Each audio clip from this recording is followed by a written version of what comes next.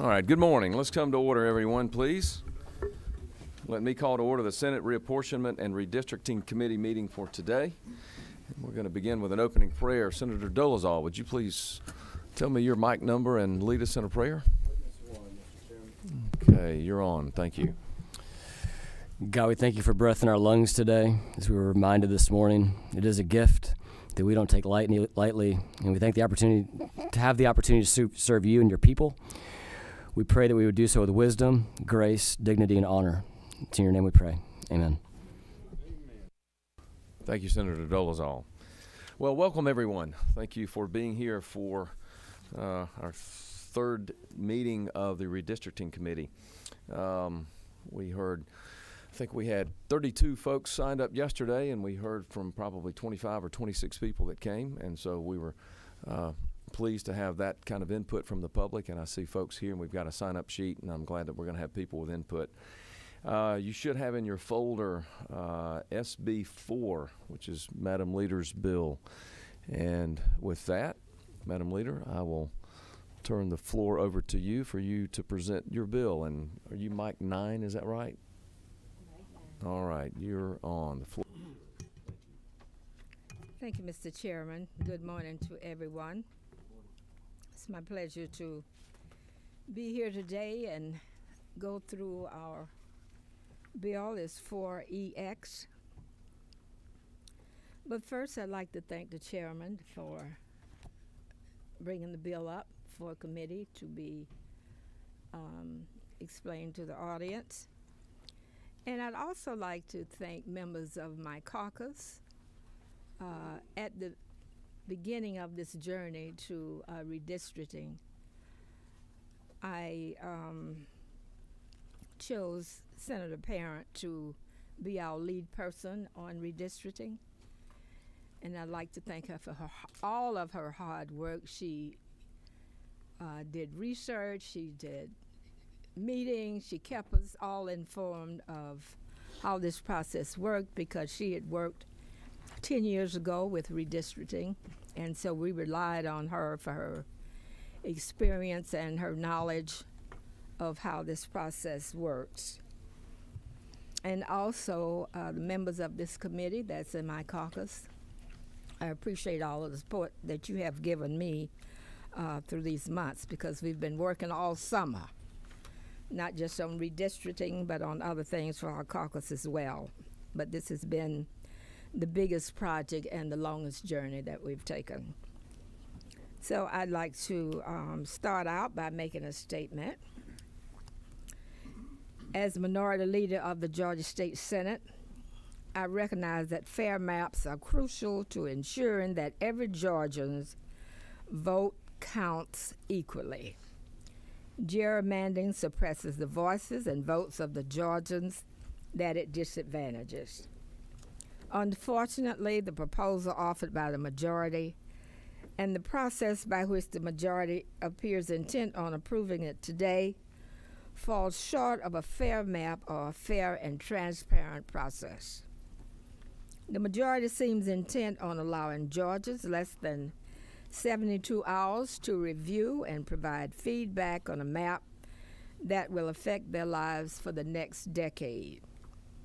The majority's proposal was publicly released Tuesday night as polls were closing and election results were coming in, and of all things, while the Braves were clinching the World Series win.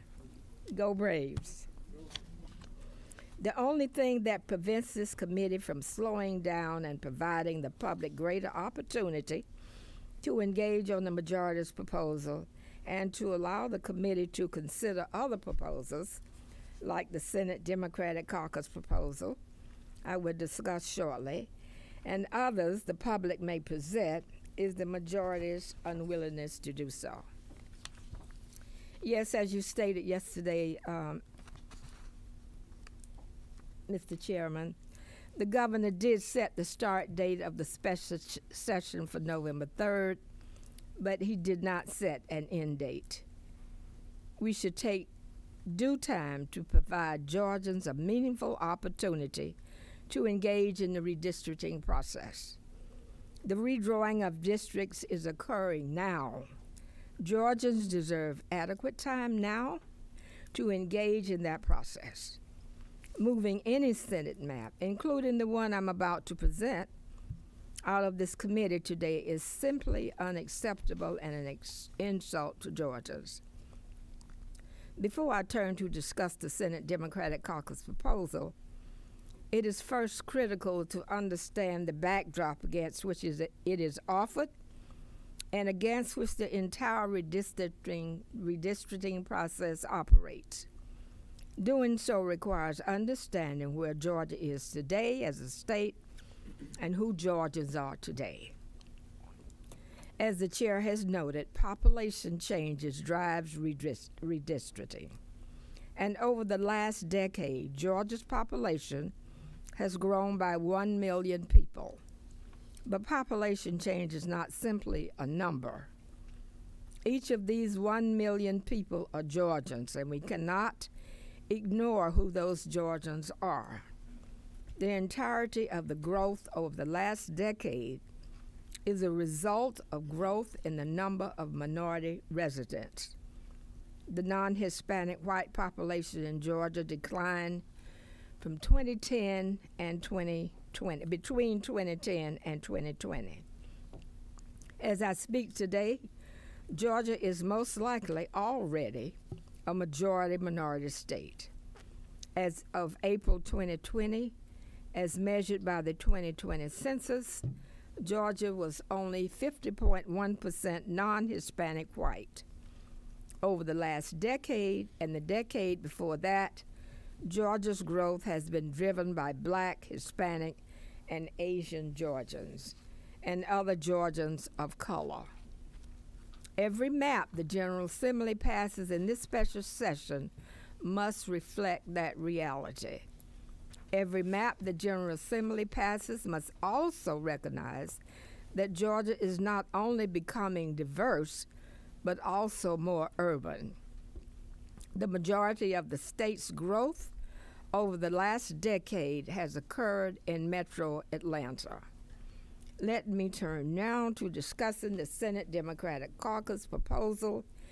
And before we discuss individual districts, I want to discuss the proposal as a whole. As an initial manner, as the chairman noted yesterday, our map is labeled Draft Georgia Senate Districts. We bring this proposal to this committee not as a final, not as a finished product, but rather as a strong starting point. A strong starting point to engage with members of the majority of this committee, but more importantly, to engage with Georgians on this proposal. As the chair made clear also yesterday, until a map is introduced by a member in this committee, it will not be considered by this committee. Therefore, the Democratic Caucus went through the process of taking its proposal to the Reapportionment Office, turning it into a bill, and introducing it so that we can do exactly what we are doing today, bringing the conversation. Never did we imagine that little more than 48 hours after the start of special session, this committee would consider voting out a proposal that Georgians have had less than 72 hours, and it should not do so. It cannot do so without making a mockery of this process and the promises of fairness and transparency. The Democratic Caucus wants to engage with the public and the majority on its proposals, but it cannot do so if this committee effectively ends debate on Senate redistricting today. The Democratic Caucus remains open to propose changes to its proposal that make it fairer and more representative of Georgians, particularly of Georgians of color, who, despite making up the majority of Georgians today, continue to be underrepresented in the General Assembly. The Democratic Caucus is proud of the proposal it has put forth as a starting point. Quite frankly, it is a stronger and fairer starting point than the map presented by the majority. I'm glad to see that the majority took some of the caucus ideas and incorporated into its own proposal. However, the differences between the two proposals make all the difference in the world. You don't have to take my word for it, just take a look at it. While some members of this committee seem eager to disparage the nonpartisan analysis put forth by the Princeton Gerrymandering Project, it provides a neutral scorekeeper to assess a proposal's fairness. I'm proud to say the Democratic Caucus proposal received an overall A, as well as an A in partisan fairness. The Democratic Caucus certainly could have proposed a partisan gerrymandered map that advantaged it, but doing so would be unfair to Georgians. Unfortunately, Georgians of color, every map the General Assembly passes in the special session must reflect,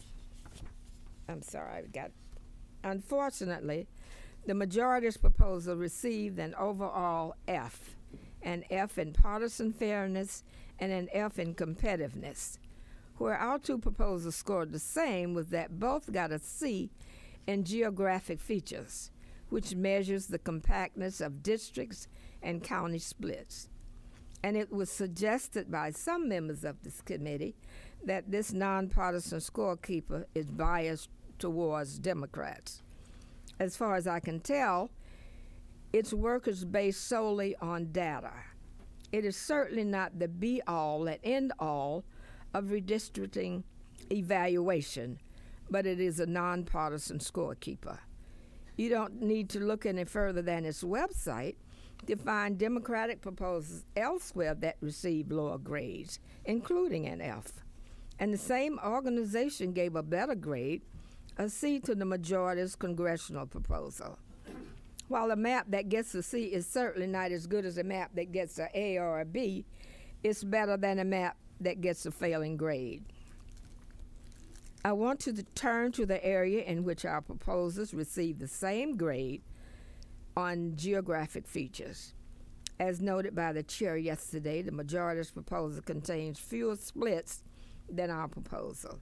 To be precise, 7 fewer county splits. However, our proposal contained 2 fewer county splits than the existing map, a map drawn by the same majority party, and a map which I have heard majority members of this committee repeatedly praise. If the majority has suggestions on how to further reduce county splits in our proposals without sacrificing fairness or representation of minority voters, I'd be glad to receive them. And I think it is important to acknowledge where the splits that exist in the majority's proposal occurred. Unfortunately, the majority's proposal demonstrates a clear intent to split counties with significant minority population with a majority of districts that are majority white. For example, the majority's proposal split Bibb County between 3 districts, 2 which are majority white, which are proposals only splits it between 2 districts. That's 18, 25, and 26. The majority's proposal splits Chatham County between 3 districts, 2 of which are majority white, while our proposal only splits it between 2 districts. The majority's proposal splits Douglas County between 3 districts, 2 of which are majority white, whereas our proposal only splits it between 2 districts. The majority's proposal splits Henry County between 3 districts, 2 which are majority white, whereas our proposal only splits it between 2 districts. Further, the majority's proposal splits Athens, Clark County between 2 districts, both majority white, whereas our proposal keeps it whole in a single district. The majority's proposal does contain fewer split counties, but this only magnifies the importance of the specific county splits the majority chose to make. And the number of split counties is only one consideration in assessing a map and far from the most important consideration. Much more important considerations are whether a proposal discriminates against Georgians. Discrimination is disgusting and should not be enacted into law, regardless of whether that discrimination is based on a Georgian's political viewpoint, their skin color, or, or language they speak. Our proposal received an A in partisan fairness, with the determination that neither political party obtains an unfair advantage. Unfortunately, the majority's proposal received an F because it provides, and I quote, a significant Republican advantage. This state is equally divided politically. A map that provides either party a significant partisan advantage discriminates against and reduces the voting power of Georgians with different political viewpoints. Georgians should be allowed to exercise their free speech rights without discriminated against by the General Assembly. Even more critically, Georgians should not discriminate against based upon color of skin or the language they speak. Georgians should not be discriminated against based upon the color of their skin or the language they speak.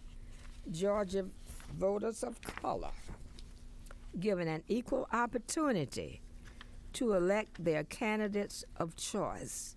Our proposal contains more majority-minority districts and more black majority districts than the majority's proposal. Put simply, it provides more opportunities for minorities to elect their candidates of choice.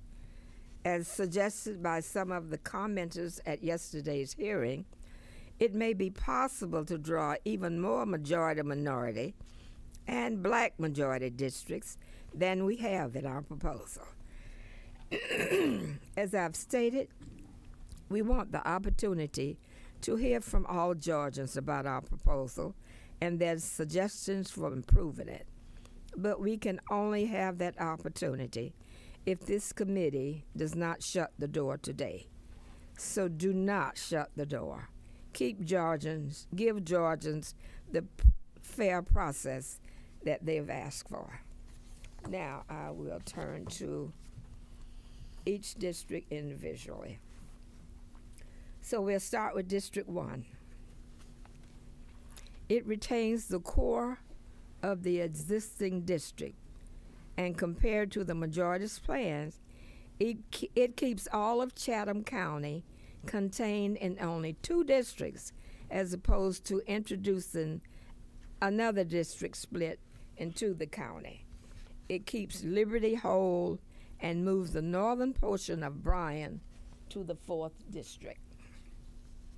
District 2, it maintains the core of the old district and added in 1 precinct to maintain population. On a total population basis, it is still a minority black district. District 3, this district is southeast Georgia and consists of 5 whole counties and a portion of Wayne County. District 4, the existing district was slightly condensed geographically to encompass 4 whole counties and a portion of Bryan County. Bryan County, by the way, is the county my mother and father got married in. District 5, compared where was it? District 5, the Gwinnett County District has the highest concentration of Hispanic population and voters of any district in the state.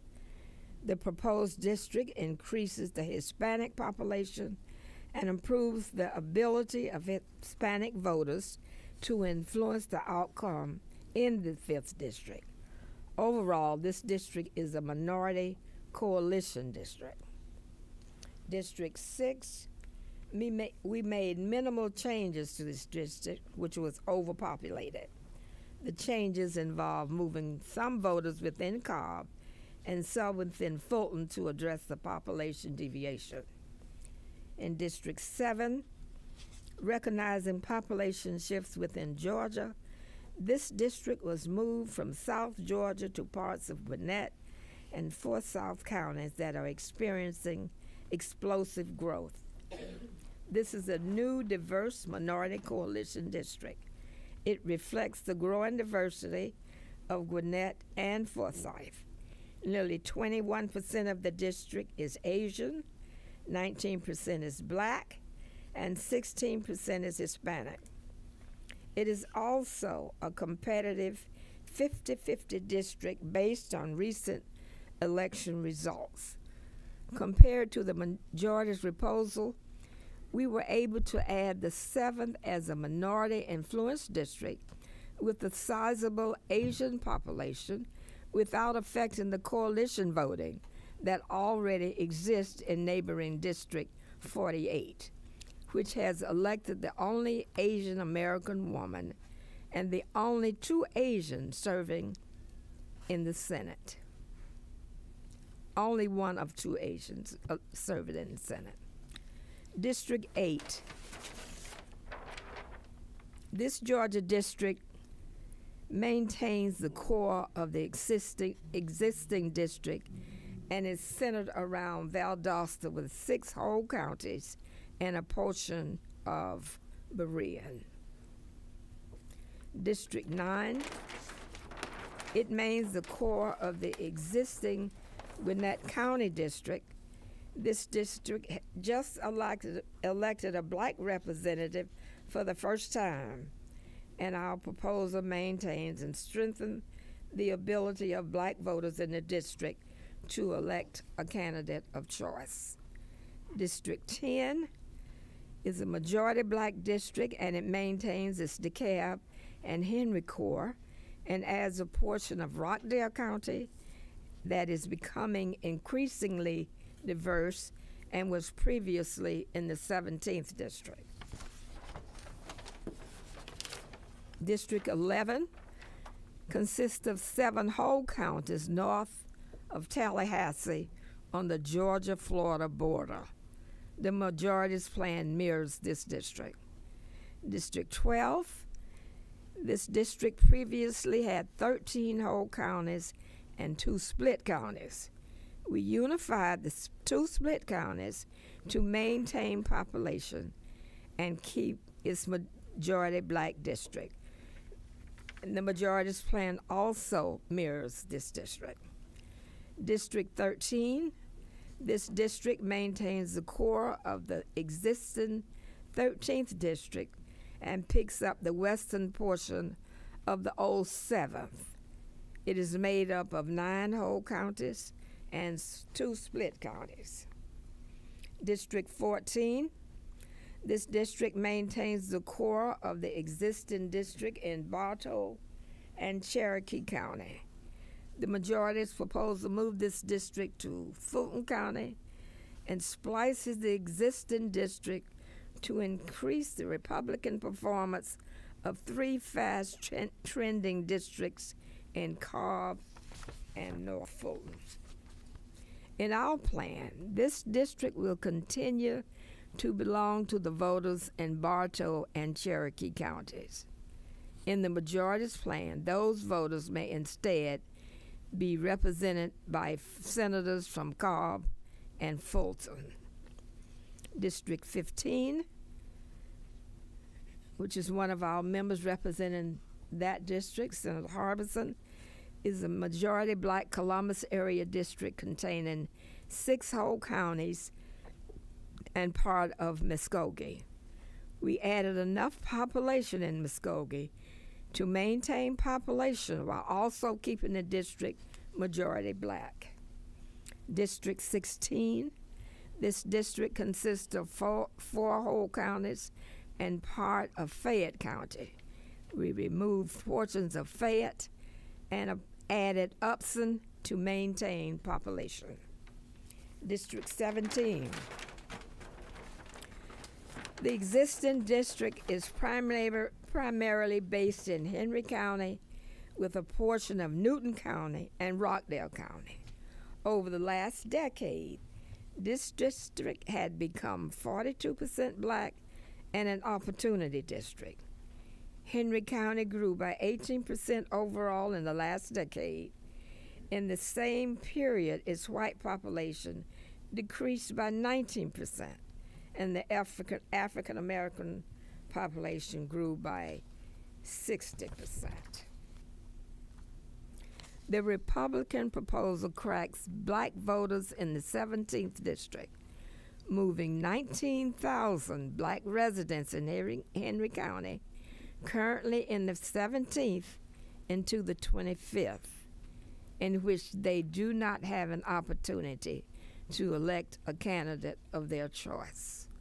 In contrast, our plan recognizes the increase in black residents in both Henry County and the 17th district and demonstrates that districts can be wholly contained within Henry as a majority black district.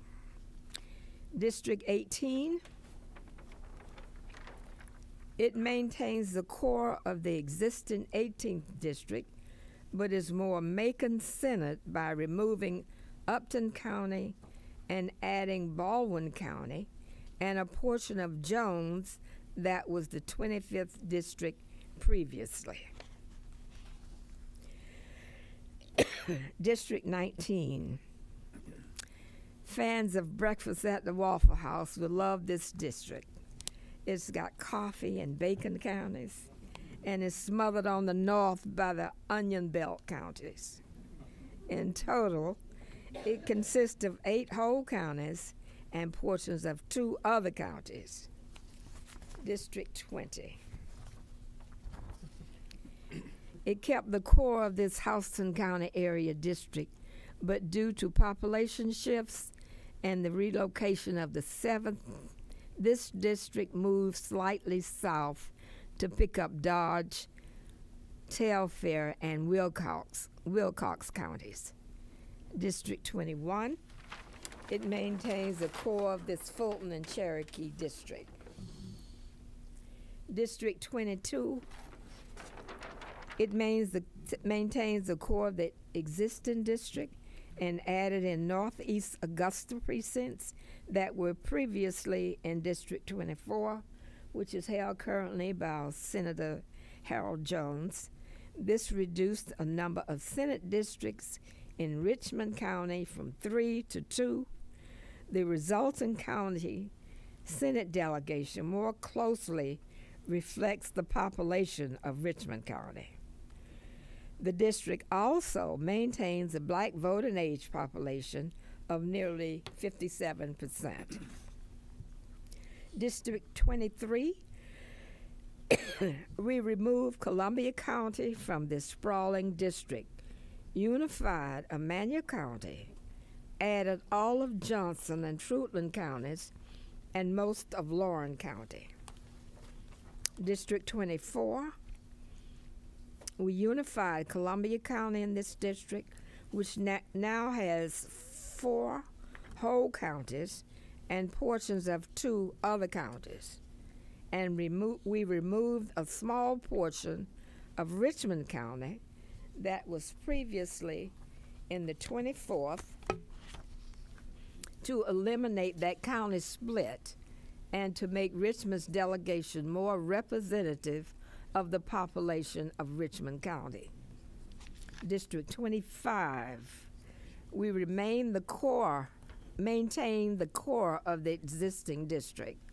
It has 4 whole counties and portions of 3 counties. Unlike the Republican plan, we did not place majority black portions of Henry County into the 25th, as this district is not close to being an opportunity district.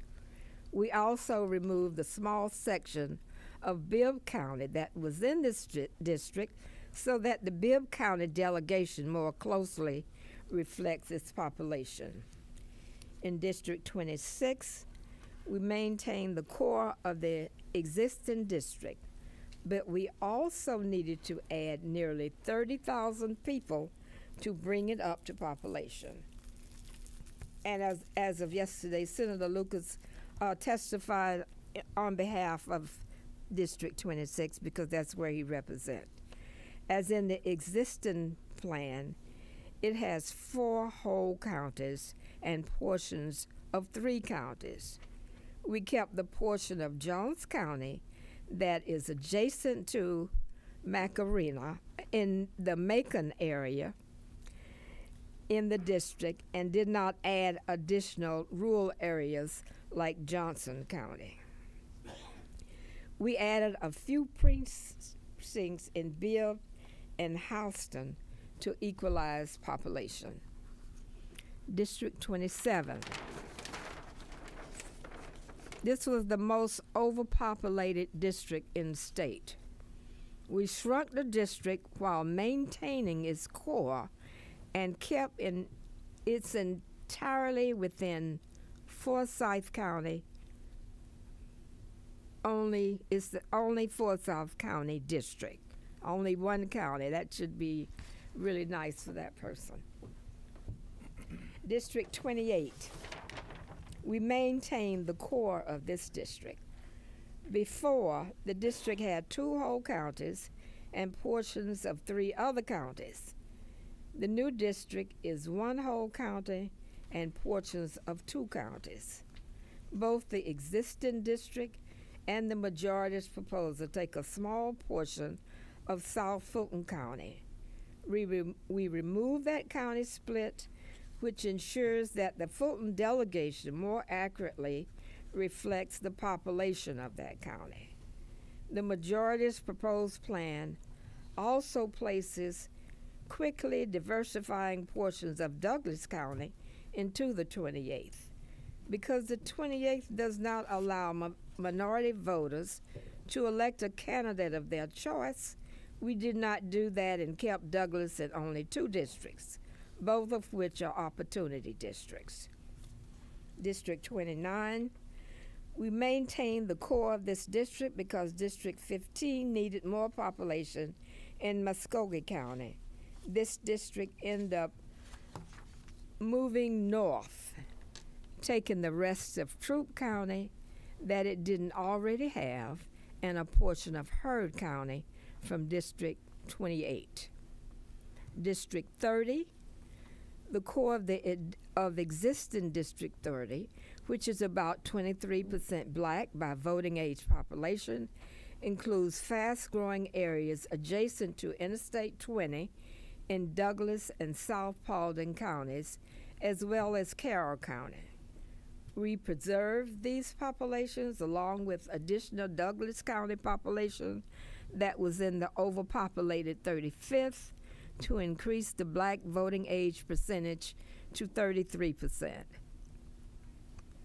If existing population trends continue, the diversifying and growing population will allow voters of color to play a greater role in determining the outcome of elections in this district. By comparison, the majority's proposal reduces the black voting age population from 23% to 20% by adding Haralson County and moving black populations in Douglas and Paulding counties into districts that do not allow minority voters the opportunity to elect a candidate of choice. District 31. Our proposal largely keeps this district intact, slightly adjusting the portion in Paulding County and removing some population in Polk County due to excess population. District 32, our proposal maintains the core of this East Cobb district. We removed the small portion of North Fulton County that was previously in the district and which created a county split. District 32 is currently one of the most competitive districts in the state. Our plan maintains its competitive nature, while the majority's plan removes much of its East Cobb core and instead draws it far north into Cherokee County for partisan purposes. District 33, our plan maintains the core of this Cobb County district almost exactly, only removing one precinct in order to equalize population. As this district is already a black influenced district, there is no need to pack additional black voters into this district as the majority plan does. District 34, our plan maintains the core of this district. We moved some precincts in Clayton County to a neighboring district and added some areas of Fayette County that are becoming more diverse. One of the larger districts by population on the existing map, we placed some voters in Douglas County into the neighboring 30th district, making that district more competitive, while also taking in the portions of South Fulton County that were previously in the neighboring 28th. This consolidation of South Fulton helps give Fulton County a Senate delegation that is more reflective of its overall population. District 36, this district remains largely the same, a minority black district in Fulton County. District 37, the existing district is within the allowable deviation, and we made no changes to this West Cobb district. Like District 32, this is a competitive district. The Republican plan makes this district less competitive by drawing a portion into Bartow County. And we demonstrate it's easy to keep this district intact exactly like it is, and we did not move the lines in one direction or another for partisan gain. District 38, this district maintains its existing core within Fulton and Cobb counties and remains a majority black district. District 39, this existing district is perhaps the least compact district in Metro Atlanta. We'd made changes to improve the compactness of the district and integrate communities of interest that are currently divided between 3 or more districts. District 40, the existing District 40 is split between 3, Fulton, Gwinnett, and DeKalb counties. Our proposal reduces one of those splits by keeping it within DeKalb and Gwinnett counties. District 41, small changes were made to make this DeKalb and Gwinnett County district to maintain population. The existing district lost its black voting age majority over the last decade. Our changes result in it being a black majority district without packing black voters into the district. District 42, we made minor changes to this district while maintaining its core shape. District 43, this district was slightly overpopulated. Our proposal removed some portions of DeKalb County so that the district could maintain existing representation for minority communities in Rockdale and Newton counties. District 44, this district retains its existing core, only removing a few precincts in DeKalb County and adding a few precincts in Clayton County. In District 45, this is a fast-growing district that previously was only located in Gwinnett County. But due to Gwinnett's growth, both our plan and the majority's plan moved it further out to accommodate a new 7th district that was relocated from South Georgia. Unlike the majority's plan, we are able to keep Barrow County whole in the 45th district while also adding a portion of Walton County. District 46, we heard repeatedly at hearings from voters in the Athens area that they desired their county to be made whole in one Senate district as it historically was until an unprecedented mid-decade redistricting in the 2000s. Our plan shows that it is actually very easy to keep Athens-Clarke County whole as the core of a district. It appears that partisan considerations, not geographic necessity, explain the majority's continued slicing and dicing of this part of the state. District 47, because our map does not use the 47th district to split Clarke County, we are able to also reunify Jackson County in this district.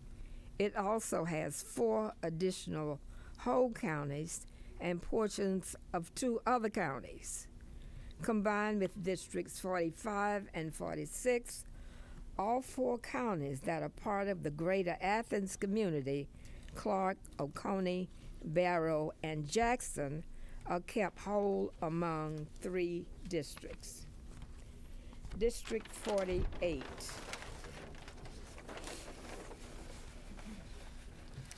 Georgia's population grew by 53% in the last decade, the largest growth of any minority group. Since 2018, the district has elected 2 Asian women to represent it, each being the only Asian woman serving, each being one of only Asian women serving in the Senate at the time. Our proposal maintains the core shape of the existing 48th district in Fulton and Gwinnett counties and maintains the communities of interest that exists across that county's border. While the 48th district in the majority plan has a similar Asian population as the existing district, it systematically removes large portions of Black and Hispanic populations that have served as effective coalition partners with Asian voters in that district. The resultant district goes from being a majority-minority district to being a majority white district. Our proposal maintains the ability of Asian voters to affect the outcome of the election in District 48 in coalition with Black and Hispanic voters. District 49, our proposal maintains the core of this Hall County district and moves some population into fast-growing Forsyth County to allow the further north 50th district to grow south to maintain population. District 50, we kept the core of this northeast Georgia mountain district largely intact, removing some southern non-mountain counties and adding in a few neighboring mountain counties. District 51, like the majority's proposal, we unified Pickens into a single district. The district has 3 whole counties and portions of 2 other counties. District 52, we kept the core of this district intact. Compared to the majority's proposal, we kept Floyd County unified, expand the district into a larger portion of Gordon and Bartow counties, and swapped a portion of Chattooga County for a portion of Polk County, which allows for Chattooga County to be unified within the 53rd district. In the 53rd, we kept the core of this district intact. We unified Chattooga County and to maintain population extended into Whitfield County. District 54, we kept the core of this northwest Georgia Mountain District intact. A portion of Whitfield County was moved into District 53, and some of Gordon County was moved into District 52 to maintain population in those districts. That allowed us to add Gilmer and Fannin counties to this district to maintain its population. In District 55, we kept this district largely intact as is, moving a few precincts in DeKalb and Gwinnett County to accommodate population growth in neighboring districts and to improve the compactness of each county's portion. And District 56, the last district in this state, we maintain the core of District 56. Our plan keeps District 56 wholly contained in North Fulton County by taking in the part of District 32 that was previously in Fulton, as well as a few precincts from 6 and 21. The existing 56 is one of the most competitive districts in the state, and our proposal keeps it that way. The Republican proposal radically alters the district by drawing it into East Cobb County and South Cherokee County. Our proposal maintains a growing minority population within the district. This Hispanic and Asian voting age percentage are each 4%. We kept the core of this Northeast Georgia Mountain District largely intact. I think I went backwards. Yeah. I went backwards. That concludes. No, it does not. Our proposal maintains a growing minority population within the district. This Hispanic and Asian voting percentage are each 4% higher than in the majority's proposal, and the black voting age percentage is 10% higher. The Republican proposal removes voters of color from the 56th district. In conclusion, our plan is a fairer and more equitable proposal than the majority's plan because it adds a new majority black Henry County district. It maintains the 48th district as an effective coalition district that has elected Asian women to the Senate, adds new competitive districts with large minority population in Metro Atlanta with the 7th and 30th districts. It unifies Athens-Clarke County into a single district and maintain the competitiveness of the 32nd, 37th, and the 56th. It does all this while splitting 2 fewer counties than the existing plan and nearly 100 fewer precincts. Mr. Chairman, that concludes my presentation. And if there are questions, as I suggested from the beginning of my presentation, I invited Senator Parent, whom I had chosen to be our lead in the Senate on redistricting. If there are questions that I cannot answer, then I would appreciate if Senator Parent, Senator Jones, or Harbison, or whomever, Senator Rett, would care to answer. All right, thank you, Madam Leader.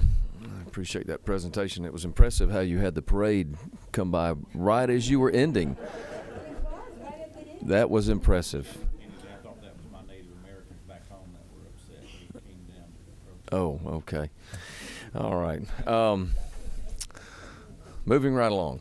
So, do we have any questions for Madam Leader?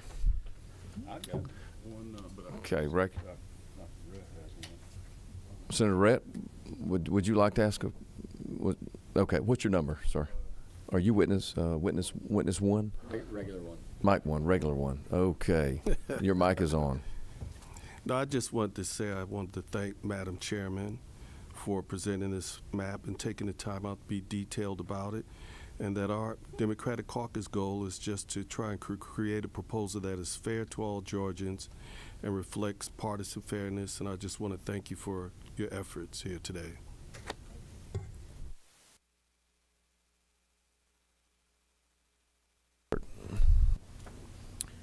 Madam Leader, you prefaced almost every comment about the districts with racial components. It seems like race is one of your primary drivers in this map. Did you believe that the majority black districts on your plan are required by the Voting Rights Act?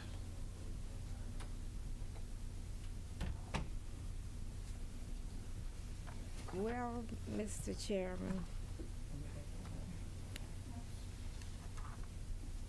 we believe it does, as it creates additional opportunities for minority voters to elect their candidates of choice and provides more opportunities than the majority plan. How did you take into account compliance with the Voting Rights Act in drawing this plan? Well, since I am not a mapper, that is a question that I can get the answer to and get it back to you. Okay. We had professional mapper that sat down with each of our members to look at the map as a whole and look at each district and map it out. And if I could add to that, if I'm allowed to. I have Yeah, I would need to move either suggested there or there, wherever you Yeah, actually, if you'll, Or either one. Senator Parent, if you'll take the Yeah. podium, please. Take the podium and give me just a minute. All right. So I did want to follow up on the Senator from the 46 question and the answer that the leader gave. I mean, as many of you know, the Voting Rights Act there's complex analyses that need to be done, and the result of that analysis is different depending on the section of the state you're looking at and the makeup of the voters there. So it's not that the Voting Rights Act, of course, requires taking into account whether there's racially polarized voting and the opportunity, and whether a district can be drawn that is majority minority, if it needs to be drawn in the instance of racially polarized voting in order for a minority group to elect the candidate of its choice. It is frankly, a fact-intensive analysis that necessitates the analyses around racially polarized voting. So that's what we did in crafting our map. I think that we all need to recognize that while we have many smart attorneys in the room, the chair and vice chair among them, none of us specialize in this area. And frankly, it probably would have behooved everyone in the Senate and certainly the members of this committee to hear expert testimony related to what the Voting Rights Act might require when looking at the population of Georgia, and certainly any definitive analysis of any district as presented by our plan or by the majority party's plan requires that expert analysis when it comes to complying with the Voting Rights Act. Do you agree that we do have racially polarized voting in the state of Georgia? It depends on where you are talking about in the state, but certainly there is a history of racially polarized voting, and in many portions of the state, there is highly racially polarized voting. Within certain segments of the metro area, it's not quite as racially polarized, but that's where this sort of fact-intensive analysis comes in, and why experts need to run a racially polarized voting analysis, a racial bloc voting analysis, and give their advice as to whether or not a majority-minority district must be required under the Voting Rights Act per that analysis. Thank you, Senator Parent. Thank you. Other questions for Madam Leader? Senator Mullis. Chairman Mullis, are you number one? I am Mike 2. Mike 2. Okay. Thank you, and thank you, Madam Leader. I have two questions. One is, do you have any incumbents paired together in your proposed map? Any incumbents paired together, or more than one incumbent in a district? No paired incumbents. No paired, okay. And secondly, there are three of us at this table that was here in 2001 for the Democrat proposed map, which is this map. And you were talking about gerrymandering, and this is an example of gerrymandering right here. And in fact, Seth Harper, who was here back then, goes all the way to Macon in about 8 counties, and then the map that he served under was like 4 counties.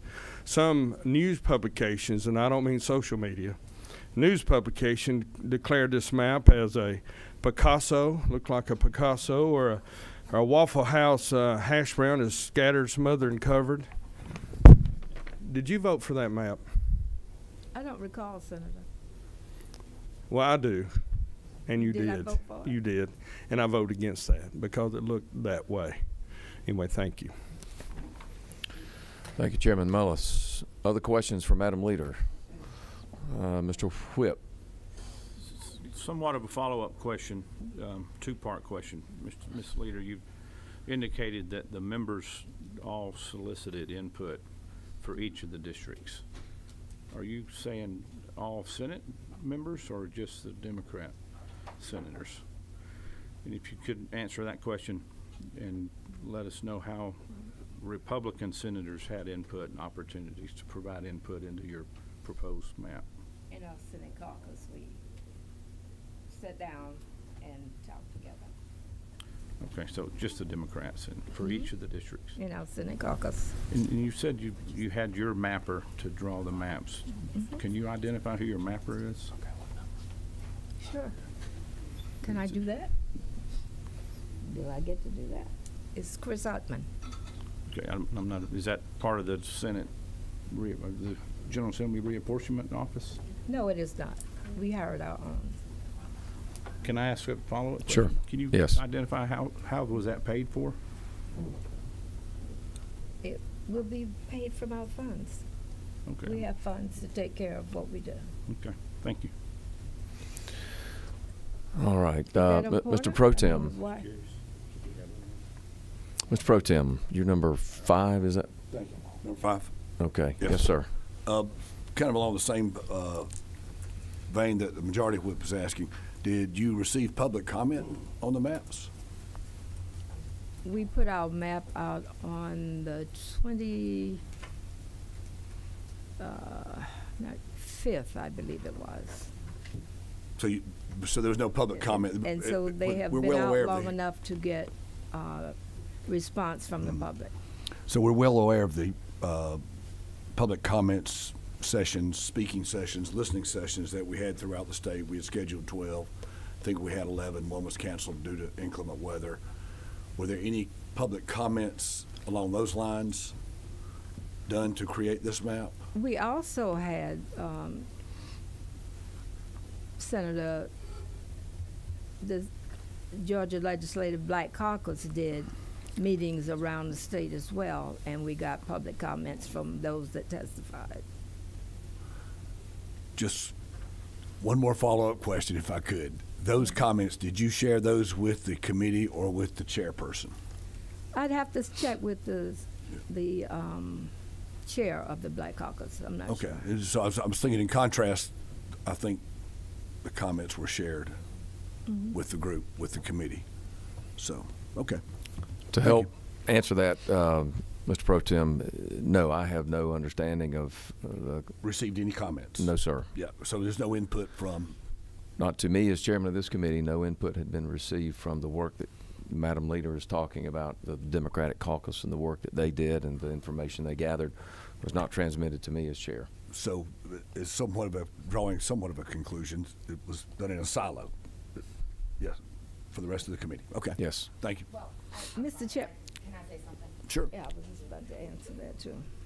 And I have a comment as well. The proposal is crafted based on the extensive public hearings that you referenced, Mr. Pro Tem, that were, That was my question. Yes, Yep. yes. The proposal is crafted based on that. For example, of course, a glaring one that we've discussed a lot is the request out of Athens-Clarke to be unified. There are many others. The Georgia Legislative Black Caucus did go around the state and collect input. Excitingly, this has been the first time that we've had the opportunity for people to put in their own comments online on the portal.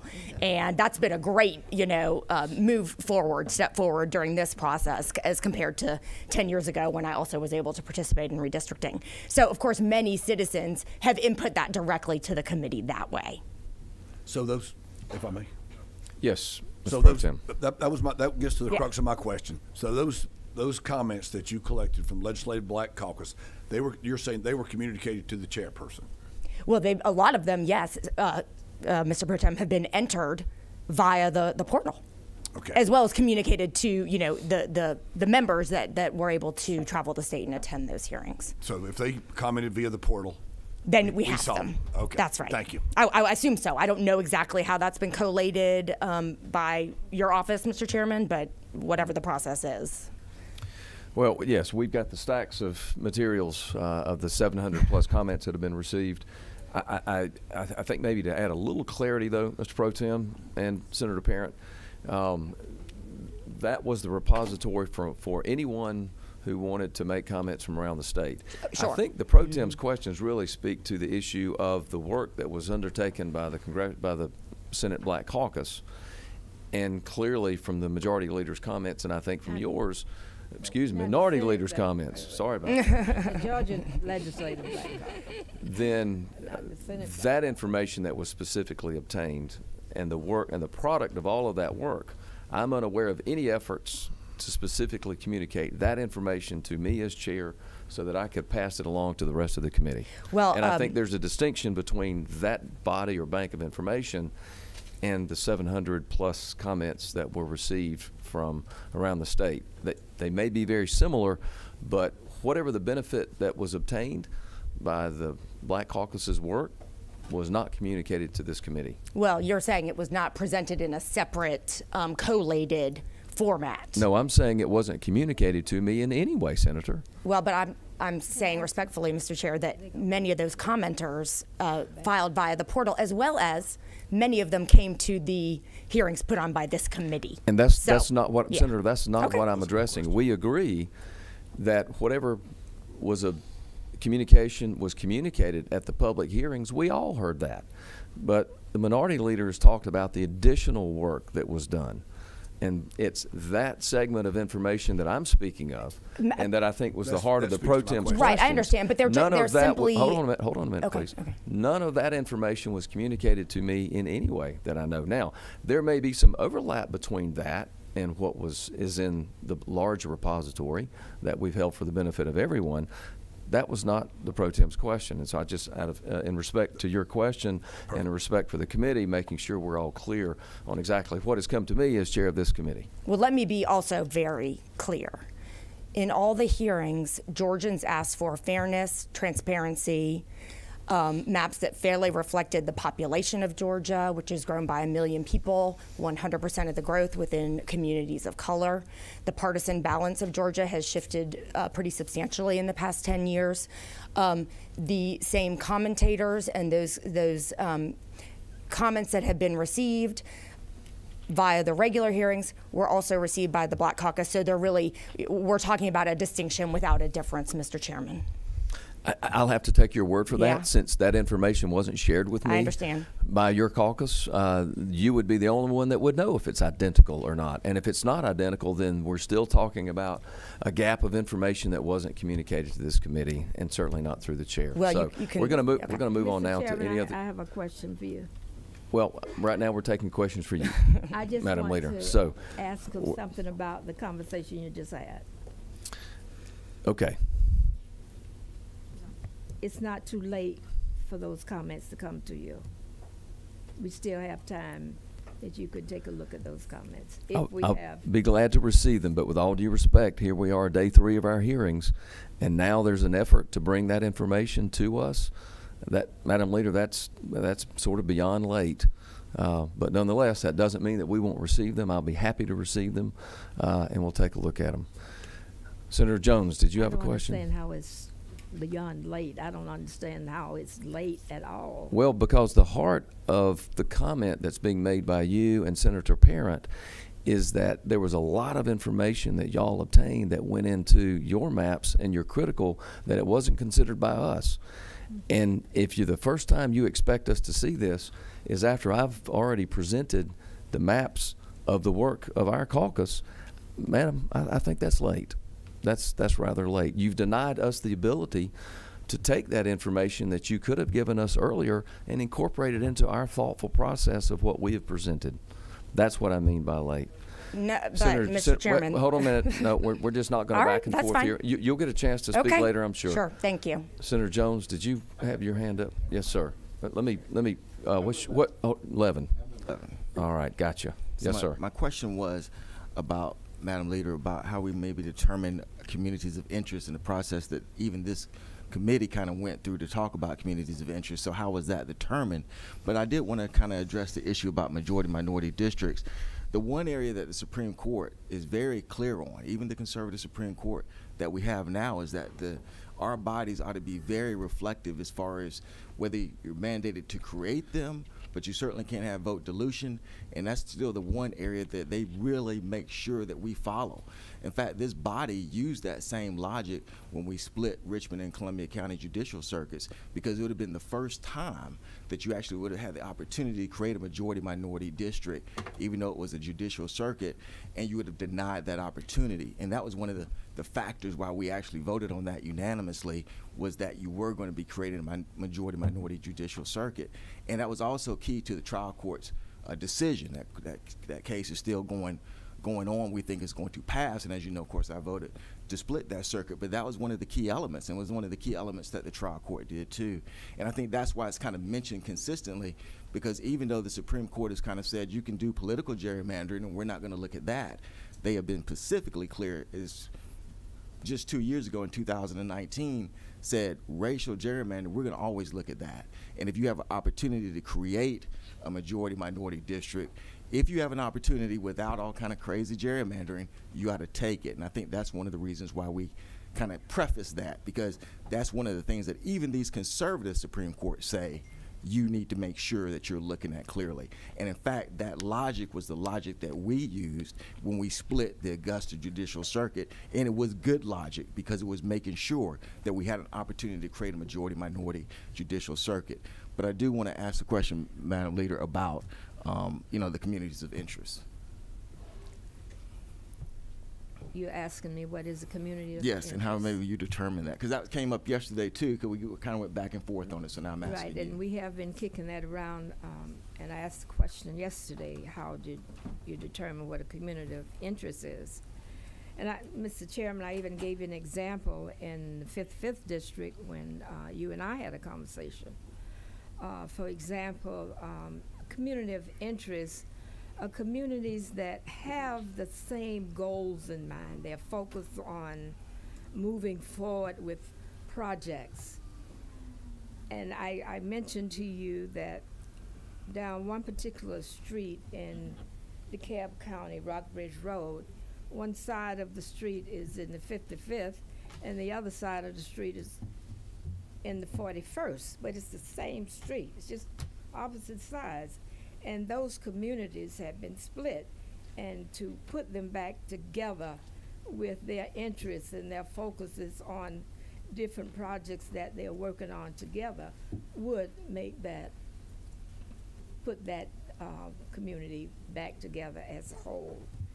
They just have common policy concerns and goals that they want to accomplish. And so that's what I describe as a community of interest. Thank you. Yes, sir. Thank you, Senator Jones. Any other questions? Senator Harbison, are you number 3? Yes. Mic 3? Thank you. Okay, yes, sir. Thank you, Mr. Chairman. To the minority leader, let me also take this opportunity to say thank you for the presentation you made regarding the observation that we're growing into more diverse corners in the state, overall across the state perhaps. But I want to also deal with my friend from the 53rd and the comments he made and some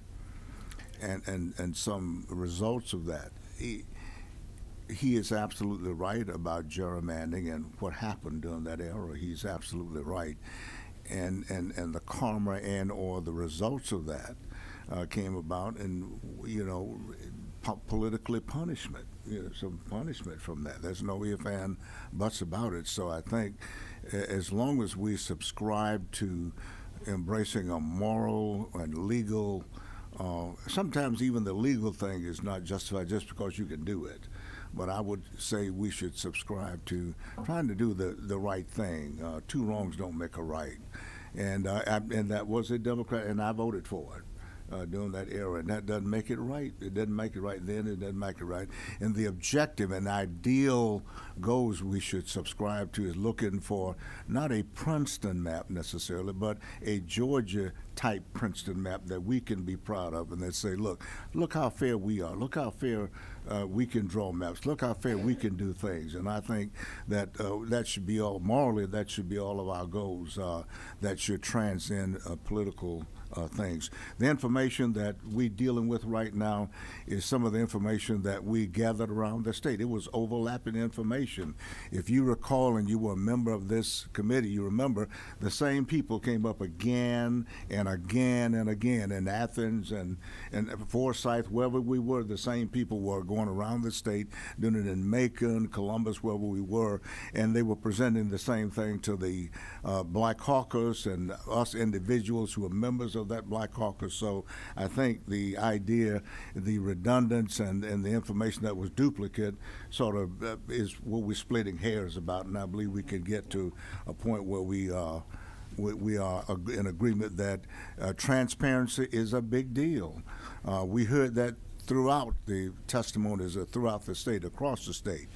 I think if we subscribe to that, we can't go wrong. And somewhere in the future, we'll look back when we have 10 grandchildren and sitting on the back porch and doing our assessment of how we got over, so to speak. I think we'll say we've come a long way, and I believe we can get there. I truly believe we can get there if we just drop the curtain of divisiveness for a moment and try to get there. So as long as we try to get there in a fair and equitable way, I believe we wouldn't have to worry about so much the civil rights and the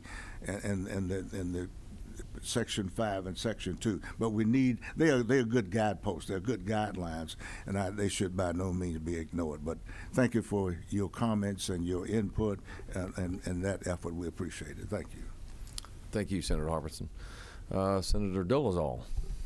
Thank you, Mr. Chairman. Madam Leader, thank you for presenting these maps. I did want to zoom in a little bit if I could. As you know, I represent Forsyth County. Fastest growing county in the state, as you mentioned, most overpopulated Senate district.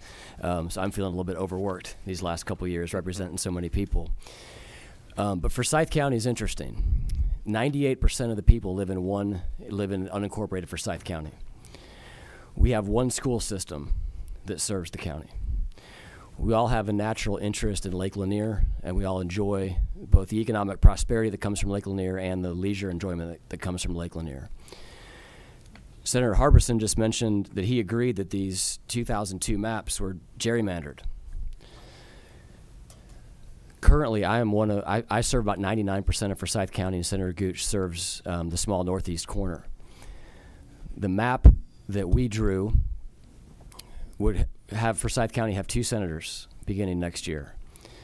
And as you know, having attended the meeting in Forsyth County, what we heard over and over again was the constituents wanted to keep Forsyth County whole. And our congressional map that we'll look at next week keeps Forsyth County whole. I think the thing that I found interesting is that the map that we just heard, and I agree with, was gerrymandered. I mean, this is a work of art to go across 14 counties in one single state Senate district, all the way as far west as DeKalb, all the way over to the state line in the east. That gerrymandered map has Forsyth County represented by 4 senators. This map has Forsyth County represented by 4 senators. So I'm just interested as the senator from Forsyth County, why a county that has so much in common that we heard repeatedly would like to be kept whole is carved up so significantly on this map. Well, the old map did it, almost, ironically, almost identically in the same way as the map that we have up here in front of us today.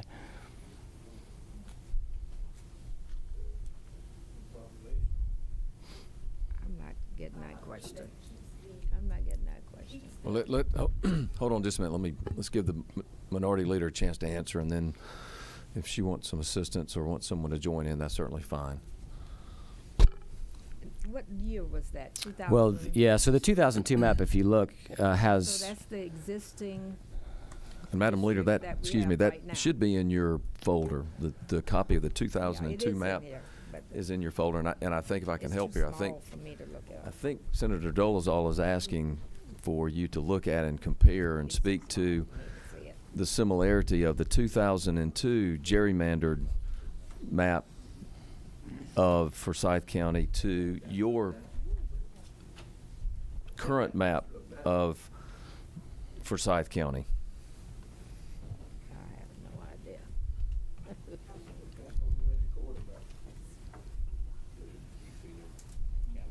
Yeah, he's up here. Is that right, Senator? Yes, sir. Dolezal? Thank you, Mr. Chairman. According to, I have no idea why it's still like that, because it was 10 years ago, 2002, 2012. Yeah, this was 2001, but it would have been adopted in 2002. Go to you next. It appears to me that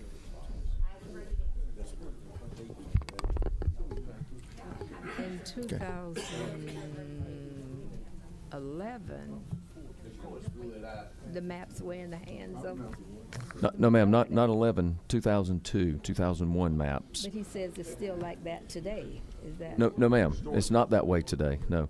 So if you look on the 2000, the question he's asking is if you look on the map that was drawn in 2001, but I think it's identified as the adopted 2002 map. Madam Leader, do you see that? Mr. Whip, can you help her find that? Okay. Maybe give her your copy. I got it. He's asking, the question is if you can address why the 2002 map, which is admittedly gerrymandered by even Democratic No, I can comments answer today. that. No, that's not the question. Is if you would compare how that looks to how you are proposing Forsyth County would be divided up in the map you presented a little earlier today, which would include dividing Forsyth County 4 ways and therefore being represented by 4 senators. I cannot. Okay. Do you want someone else to, Madam Leader? I want to give you the Do first you have the chance. answer to that? Okay. I know All right. it's- Madam Leader, may I ask Senator Parent to? Yes, please. Okay. Yeah, Senator Parent, because I don't know. let me turn on your mic. Chairman. Oh, thank you. Okay. Yes, ma'am. I appreciate it. Forsyth, of course, is the fastest growing county in the state. I can totally understand why Senator Dolezal is getting the emails and calls from all sides. All of us are, but certainly he has. And, because of that, we changed, this proposal changes the District 27 is really as little as possible. It keeps it wholly contained within Forsyth County. As a matter of fact, it obviously is too large to have only one senator. And so we've kept it as a compact Forsyth only district. The majority's proposal, I believe, changes the Forsyth County representation much more significantly than the Democratic proposal does. Moreover, as I think you said yesterday, it can be a little dangerous or disingenuous to focus exactly on one district because you do have to look at what's around it. I mean, that is fair in mapping. I do believe that the majority's proposal splits Cherokee County, for example, in 4 or 5 different districts. So, I think you do have to talk about the map as a totality. What does it look like? And that's exactly what the of course, the Princeton gerrymandering project's data scientists do. They're not conducting like their own analysis. They're inputting the data to have it spit back out, analyzed a million times. And so when you do that, then they can provide these grades instantaneously on what does this proposal look like from a partisan fairness perspective, from a competitiveness perspective, and from a geographic features perspective. And we do see that overall, the Senate, the bill that Madam Leader presented did receive an A from Princeton gerrymandering project, and unfortunately the majority's proposal received an F. So I don't know that it's that productive to focus just on exactly what any one county, how many they have. You have to take the whole thing as a whole as well. I understand and appreciate that. I think, though, with all due respect, we've got the senator that represents that area that has a question of why his county is being divided up 4 ways. Senator Dolezal, did you have any follow-up? I do have a follow-up if Yes. I could make Yes. a turn. Madam Leader, and there's some reference, there's a lot of the conversation on certain demographics. Was there any political data that was used as inputs into your analysis? Any what data? Political data, so political demographics, how people vote? Well, no, I mean, you take into account their traditional redistricting principles. Hold on a minute, Senator. Let's try to maintain our decorum. The question was to the minority leader, and if she doesn't want to answer, I'll be happy to. She, if you recall, Mr. Chair, she invited me to jump in when I had something to add since I was the lead. That's Senator, all. that's not the point. I want your Okay. input if you want it, but I want us to maintain decorum. Let's give her the chance to answer first, and then I'll be happy to pitch it. Actually, Madam Leader, would you like? I was reading something else. Sorry, no worries. Can you repeat the question Sure. for her? Was there any political data that was used as inputs into this? I believe you mentioned a gentleman by the name of Chris. Is that correct? That helped with the mapping. Did he use political data, and if so, do you know the source of that political data? You did, didn't you? Is he here? Hi, Chris, wherever you.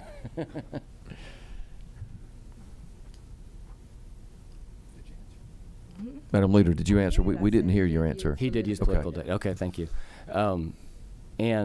And the source of that, do you happen to know the source of the political data? No, I don't. Okay. And I'm not familiar with Chris. Could you tell us a little bit about his background? I don't know why. Is he a Georgian? Is he somebody that's worked with your he's team a before? Georgian. Okay. He lives in Georgia. Okay, I just wasn't familiar. Okay, that's great. And so, could you talk through maybe the process that he was able to help you with the mapping as it related to the political data? I fail to see why all that's important right now. I'm just curious, when these lines were drawn, we're talking a lot about certain demographics of certain people. We've looked at age, we looked at race, we looked at income. We had charts of that data yesterday, and I was just curious what the political data that was input into these maps and what the consideration was there. I don't have those answers because I'm not a mapper, and I don't know how he Okay, thank you. did that. Thank you, Mr. Chair. Okay. All right. Okay, Senator Jones, 11. Yes, 11. Yes, sir. All right. Thank you. If I could comment on that, Mr. Chair, and I'm not a mapper either, so I'm not commenting on that political data, but I think that brings up an interesting point about how this body should have went forward as far as the Voting Rights Act is concerned, because we're throwing out a lot of these terms, and I think there's supposed to be like the question, and maybe insinuates there's a correlation between a certain race and voting data, and that's not necessarily true. In fact, the courts have said they're a little bit hesitant to say that all minorities vote one way. But so we throw out things like minority coalition districts, minority influence districts. The court hasn't even necessarily agreed all the time that they agree that those things are necessarily as important. The point being, we should have had, that's the question I asked yesterday. We should, as a body, should have created guardrails, or at least some type of metrics to understand through expert testimony how we're going to be looking at this through the Voting Rights Act. So, because we're all just throwing out these terms that the court has said on some levels, we don't even agree that those terms are even relevant. And so we're all in the blind to some extent. And this process is gone too fast. We really should know what we're talking about. And I think that the question says, well, there's a correlation between certain race and certain voting patterns. And the court said, we don't know if that's even true. We don't even know if that's true. We need to actually have a slower process to make a determination where we're heading with this. And what we're really doing here is looking at it from a winning and losing standpoint. I was not here in 2001. I'm really tired of hearing about 2001. That's not the Democratic Party that I represent. I mean, and I'm just saying, Hold I'm not trying to get claps. Hold on, Senator. Hold on, Senator. I'm going to ask the audience, please don't do that. That's disruptive to the process we have. And I completely agree, Mr. Chair, because it's not about winning and losing in that sense. That Democratic Party is not Democratic. I would be way left for that Democratic Party. It's more too conservative for me. So don't put 2001 on me, because that was not my Democratic Party, sort of to speak. So the point being, can we deal with what we're dealing with right now today, but in a reasoned way? Because right now what we're looking at is who's going to win and who's going to lose. And if you look at these cases, the Supreme Court, Republican Supreme Courts are saying you're doing it wrong if you're looking at it that way. You need to be making sure that you're protecting the rights of minority voters. But there are also certain limits to doing that. And we're not doing that right now. And my concern is that some of these maps are going to be challenged, and the whole thing is going to be thrown out. because we're just doing it in the dark. And I don't understand why we want to speed up this process so fast. For me, it's not political. It's I want these maps to go through if they're correct and they protect minority voters. That's the key thing. That's the key that all of these cases sit. All of this is nothing but court cases that I'm sitting up here reading to try to figure out what are we supposed to be doing, not figuring out who's winning and losing, but what is this body actually charged with doing? That's the key. All right. Thank you, Senator Jones. Senator Cowsert. Thank you, Mr. Chairman. Following up on Senator Dolezal's question about the basic slicing and dicing of his county for partisan gains, I see you have an awful lot of county splits on your plan, certainly more than the 29 of the chairman's map. And I wonder what steps you took in drawing this map to avoid splitting counties so many times. As I said from the beginning, Senator, I'm not a mapper. I'm making the presentation and making the case. I am not a mapper. Well, we heard a lot of it in Athens. And you heard people in Athens wanting their district, their county unified. They want their counties unified. They wanted fair maps and they wanted transparency. And they were blatantly honest that they wanted it unified so they could elect a Democrat. The same thing the New Jersey folks are saying, don't do partisan gerrymandering. They are asking to be unified for that. And your map in the process slices and dices Walton County 3 ways to dilute the Republican vote there. So it's you unify one county, you split another. Your map, you had gentlemen yesterday worried about Loganville being split 3 ways. It splits Loganville 3 ways for a partisan advantage to get more Democratic districts in Gwinnett. You cut Gwinnett County 7 ways. I believe, Senator, it could be because of growth of the city of Loganville? Of this whole state. So you would defer to the map drawer as to why you split so many counties, and if it wasn't for partisan advantage? I would do that and get that answer to you after we finish with our meeting. Fair enough. Do you want to answer Senator Cowsert from others? I don't care. That's fine. All right. I know, you know, am I on? Yes, you're on now. Yes. Oh, thank you, Mr. Chairman. Yes. So the leader walked through some of the rationales behind every district the same way you did, Mr. Chairman, and we have, you know, obviously when you have to go fast and there are 56 of them, it's sort of like, woo! So part of your question was what's behind some of the decisions.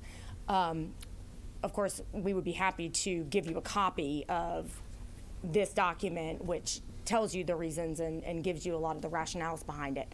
When you're talking about, you know, for example, down in the sort of Henry County part of the state, I mean, that's a district, as the leader explained, that there's a very fast-growing African-American population, and that's where you do start getting into these the analysis under the Voting Rights Act. And so our proposal kept that community together within a single majority black Senate district instead of splitting it between 2 majority white Senate districts, as in your proposal. So, I mean, that was the reason that we drew that particular area. And your political data there would show that, I don't know if we ever got an answer as what political data was used, that would be a Democratic seat more than likely.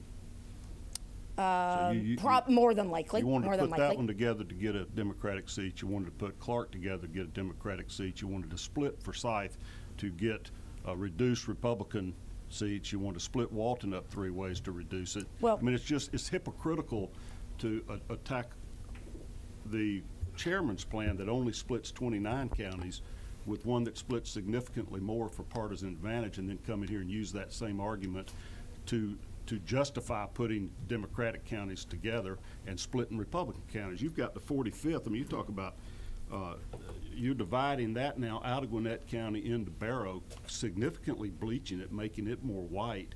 On the 47th, now you have made it much less diverse by taking Athens out of it, and it's becoming more and more white, all to partisan advantage. You've admitted there's racially polarized voting, and it's just, I mean, I don't understand the scorecard from Princeton other than if it generates more Democratic seats, it's not a partisan map. I would be That happy grade to yours is respond. higher, and both of them have the same number of minority influenced districts. We went over that yesterday.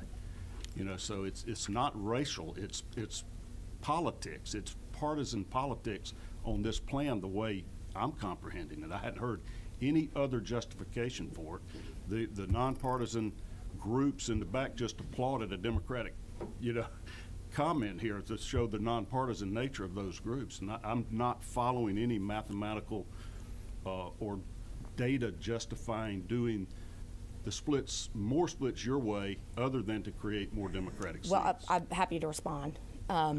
First of all, the number of splits on this plan is, I believe, the same or one less than the splits under our existing plan.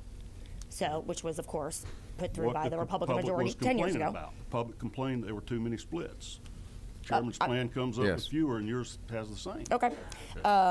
On the, what people are asking for, and what the Princeton Gerrymandering Project is analyzing, in addition to the geographic features subset that you brought up, is partisan fairness and competitiveness. And this is all just math. So this map is better on partisan fairness when you look at Georgia as a whole, giving people, Georgians, and especially when you talk about communities of color, given that they represented 100% of the growth over the last 10 years, opportunities to elect the candidates of their choice. This map is significantly better on partisan fairness and on the ability of minority ethnic groups to elect the candidates of their choice. So if you want to say, well, you're taking partisan balance into your analysis, well, that's true, and so does your map, of course. The reality is that Georgia is basically a 50-50 state. We had an extremely close gubernatorial election in 2018. We saw, the Democratic presidential candidate and 2 state senators win. There may be some, even our map provides, proposed map provides still for a Republican majority. That's due to attempting to be fair and to take into account the fact that due to clustering, there would probably be some natural Republican advantage, clustering of voters. But ours is more fair on a nonpartisan basis scorecard. And do we look at the way that lines up on a partisan basis? Sure, because that's what a fair map should do. A fair map should be able to reflect the voting preferences of Georgians. All right, other questions? Any other questions for the Madam Leader? Yes. Mine's quick. Yes, sir. What? 10. Mr. Leader, you have the floor. Thank you, Madam Leader. Just real quick question. Did y'all look at incumbents' addresses when you drew your districts? Yes. Oh, that's even worse. Thank you. Any other questions?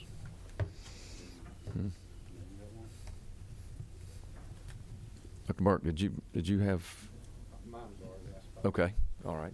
I thought I saw you raising your hand earlier. I'm sorry. All right, we will move now to the portion of taking public comments. Amy Swigert.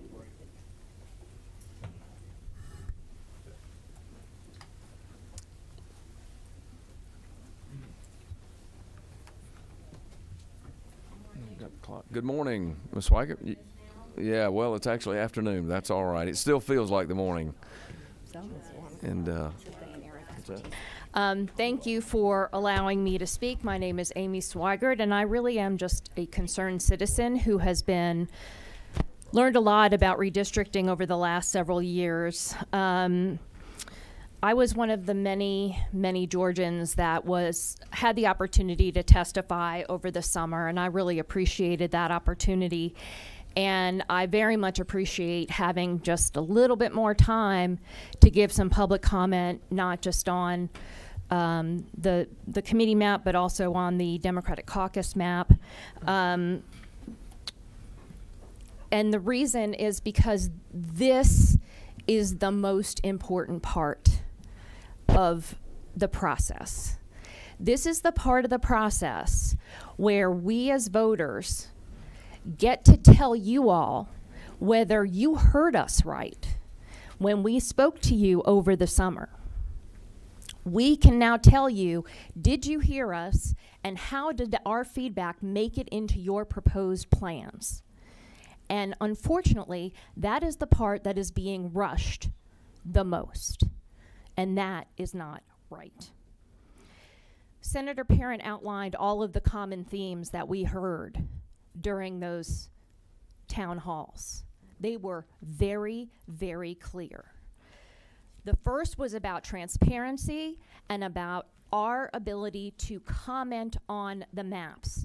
Over and over again, Georgians asked you all to give them the opportunity to comment on maps. And we had the congressional maps rolled out several weeks in advance. Thank you for that. We had the Democratic Caucus maps a week in advance.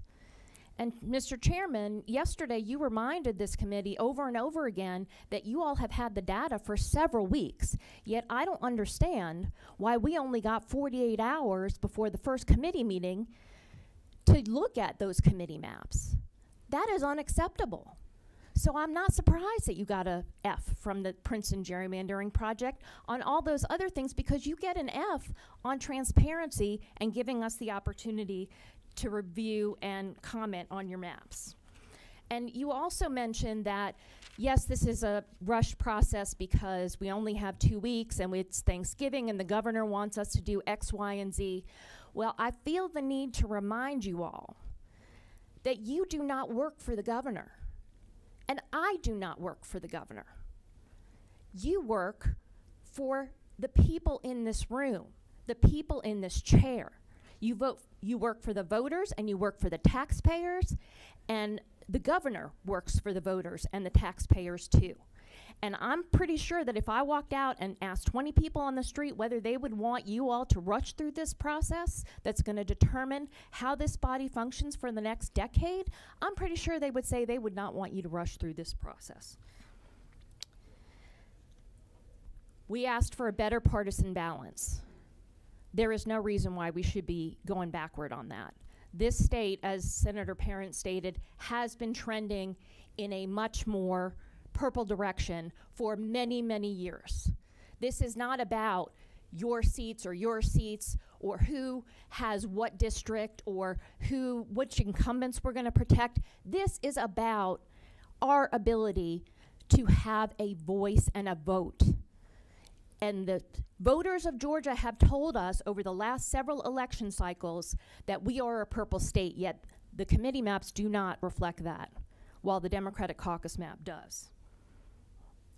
We asked for a significant and sufficient representation for minority groups, and many, many people have spoken about that, so I'm not going to delve into that, but I do want to say I was really disheartened when Senator Cowsert gave Ms. Grant a hard time yesterday about one additional district for minority-majority representation that the Princeton Gerrymandering Project is recommending, because that one district isn't just one district. It represents tens of thousands of voters. Tens of thousands of voters. One district. That seems like the least you all could do. And by the way, this map, both maps actually, maintain status quo on minority-majority districts and black majority districts specifically, when Princeton is recommending at least 16. So I don't think we should be patting ourselves on the back about how much minority-majority representation we do have in a much more diverse state than we've ever had before. And then we asked about competitiveness, because that is what creates extraordinary dysfunction in this body. To have non-competitive districts means that the die is already cast. And not only that, you don't answer to the voters, you answer to your base. And that is bad government. And the caucus map only has one competitive district, one. So you all will be perpetuating extreme partisanship in this body for the next 10 years. At least the Democratic map has more. When I testified back in June, I asked a simple question. Who will you be serving in this process? will you be serving yourselves, or will you be serving the voters of Georgia? Unfortunately, I think we have our answer. Thank you very much. Ms. Weigert, I think we have a question. Oh, certainly. Chairman Mullis. Two. Thank you. Yes, sir. Do you work or have you worked on Senator Sally Harold's staff? Yes, I do. Okay, thank you. But in my spare time, I do a lot of other things too, including learning about redistricting. Thank you, Ms. Weigert. Ken Lawler. Good afternoon, Mr. Lawler.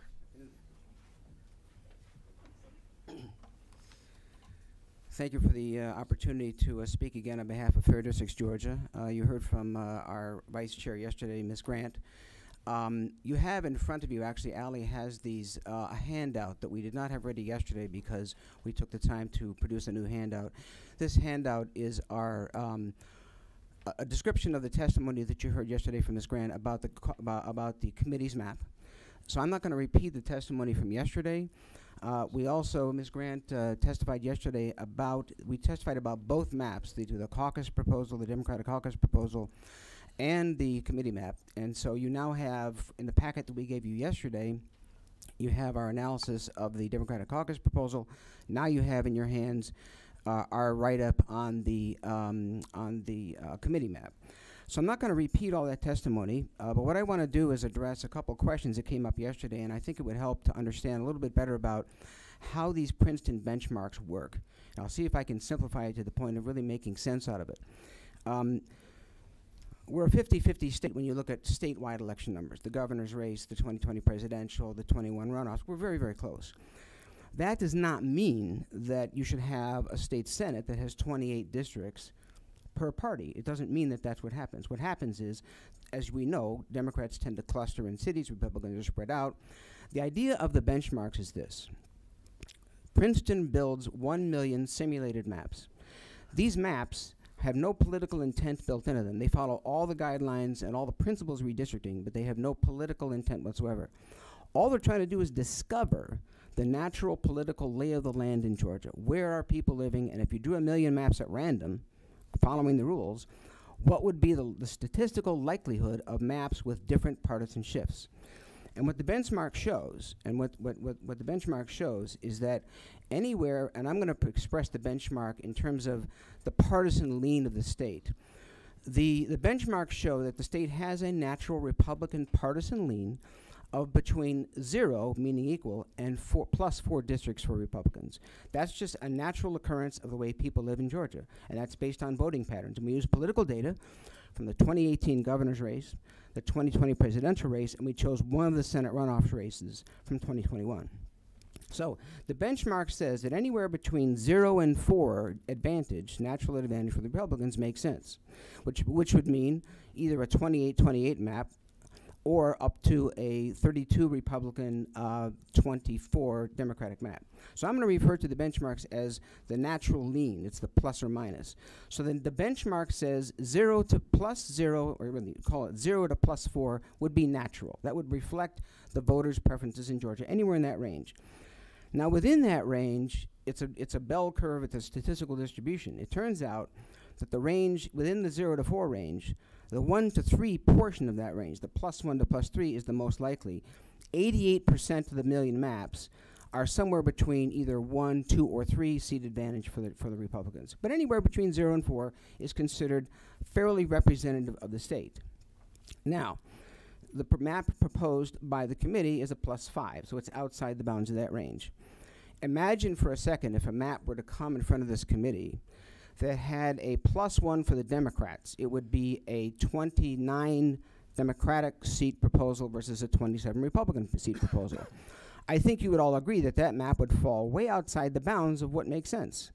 Well, the committee's proposed map is as far out of bounds on the right as that kind of a map would be on the left, because it's outside the bounds of the 0 to 4 range, okay? And so that is fundamentally, that plus the competitive issue is why the score comes out so poor for the committee map. So, in addition to that, there's a competitive question here, which is how many districts are competitive, and the committee's map shows one competitive district, the Democratic Caucus shows 3. The benchmark says anywhere from 1 to 7. So frankly, I'd like to see more from both maps. I'm not pleased with either one. Both could be more competitive. Competition breeds excellence as long as all of their redistricting criteria are met. So we think both are somewhat weak. The Democrat map is slightly better, but they're both not very good on competition. Mr. Cowsard asked a question yesterday about how the Princeton mathematics treats county splits, and I wanted to get back to you on that question. County splits are in fact considered as part of the Princeton analysis. The way the million maps are constructed is that no map can be added to the 1 million map collection if it exceeds the number of county splits we have in the current map. That is the enacted map today. So the limit was set at 37 for that analysis, and then let the chips fall where they may. So we make sure that we don't, the Princeton mathematics make sure that they do not make the problem worse. They don't necessarily have an objective of trying to minimize that, but they're trying to make sure that we don't go backwards in terms of county splits. And that's really what I wanted to say in terms of the clarifying, I think, how these benchmarks can be used to assess the 2 different proposals. That's the nature of my comments. I'll take any questions that you might have. Thank you. Any questions for Mr. Lawler? I don't see any, Mr. Lawler. Thank you for being here both days. You're welcome. Thank you. Cindy Battles.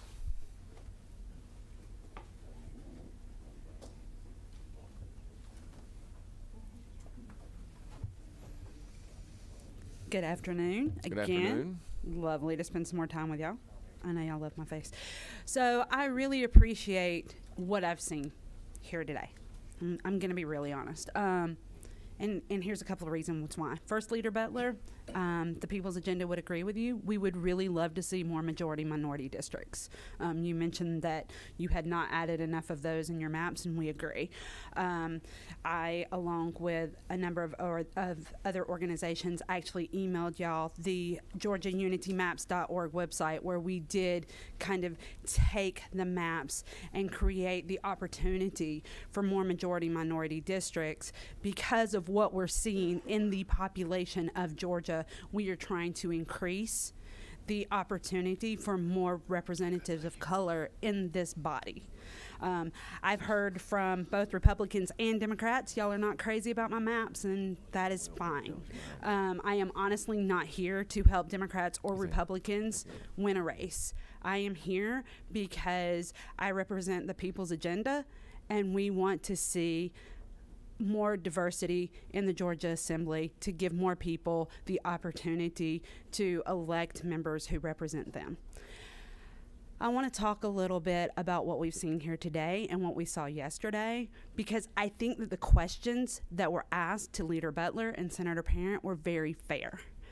One of the things that y'all saw during the public comment was request over and over again for transparency, for justification of your maps, for what goes into those maps.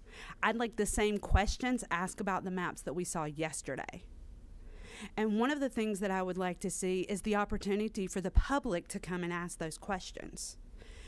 Because over and over again, this is my 5th or 6th session, and over again, I am asked every time I come up here, do I work for an organization and do I live in Atlanta? Like Atlanta is somehow not really a part of Georgia. And I tell y'all, I grew up in Chattooga County, Jones County, and Washington County. 3 of the most rural country counties you've got in this state. So I am a real Georgian. But because of the way that we have done this, because of when the maps were drawn, when the public testimony was scheduled, and when the vote is scheduled, you have people in those areas that cannot make it up here to give their testimony. And yes, there is the public portal, I understand. But how do they know that they're being heard? Have any of those things been responded to? Because the things that I'm seeing in those public comments, and I do read them like it's my job, some of those things we're not seeing reflected in the maps or this process. If y'all had like the opportunity for Zoom or public testimony via calls, we even talked yesterday.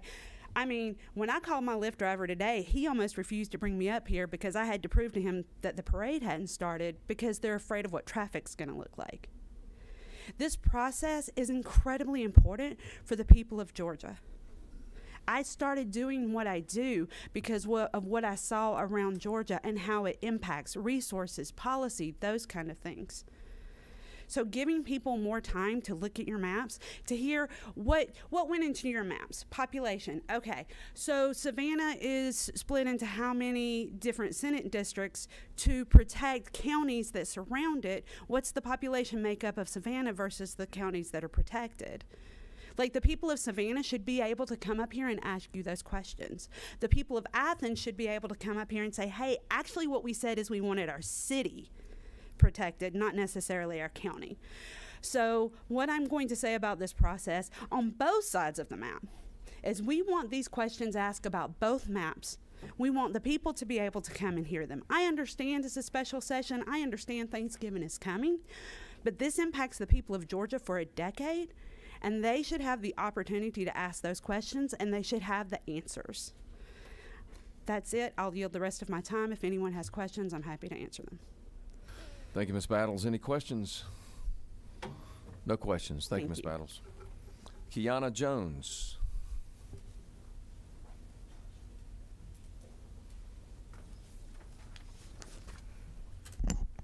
So I came back for a second day to see what today's presentation and debate would yield.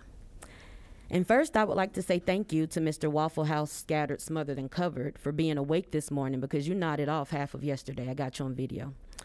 I would also like to thank every person who had... Ma'am, hold on just a minute. Mm-hmm. I'd like to receive your comments, and this committee wants to receive your comments about the maps. This hearing is not being held to throw personal insults at senators or anybody in this room. No, it's not. And so ma'am, that was offensive, and I'd ask you to please keep your comments to constructive comments about the maps. But if the truth offends, then we should hold committee members to the same standard. When committee members have the nerve to ask where a consultant lives, if they are in Georgia or if they live in Princeton or New Jersey, then I have the right to wonder why yesterday wasn't as important as today. If yesterday was not as important to the senator because he did not have a question, then that's a disservice to the citizens of Georgia. Today, this committee had a real opportunity to truly consider input, not only from the many civic organizations that have gathered here, but from other members of the citizenry of Georgia. Instead, you chose violence against two women who gave a presentation about a map that is important to us. Because if badgering and sophomoric behavior was a public body, we would be looking at it, and it's disgraceful. It's not appreciated by the people who came here today. The vice chair claimed that the public gave applause to a Democratic comment. We did. We gave applause to a Democratic with a small d comment, because that comment was made out of common sense and logic, and that's all that we have been asking. We have been asking that you truly consider the time that these residents and voters have taken to draw maps, to give suggestions, to let you know what it is that they truly need. But you have questioned and beat with a stick the idea of communities of interest. Well, let me tell you what my community is interested in. My community is interested in truth, justice, and the idea of the American way. My community is interested in being able to make informed decisions regarding things that affect them. My community is interested in adequate notice of a public meeting such as this. My community is interested in being able to access the same data that you have that caused you to draw your maps, or the maps more specifically, with more than 48 hours notice of the initial meeting. My community is interested in being heard and being represented by people. Not only, they don't have to look like me, but they got to share my ideals. They got to be ethical. They got to be transparent, and they have to be people who are willing to stand for right regardless of what the governor or any other special interest group wants. That's what my community is interested in. So while we sit and we pontificate to badger the minority leader, you might want to slow down your process and truly hear. And when I say hear, I mean listen, to comprehend, and to understand, rather than listening to respond to these people who come to this microphone. I won't thank you for your time because you wasted enough of mine. You have a good day. All right, Phyllis Richardson next. Phyllis Richardson. Okay. Glory Kilanko.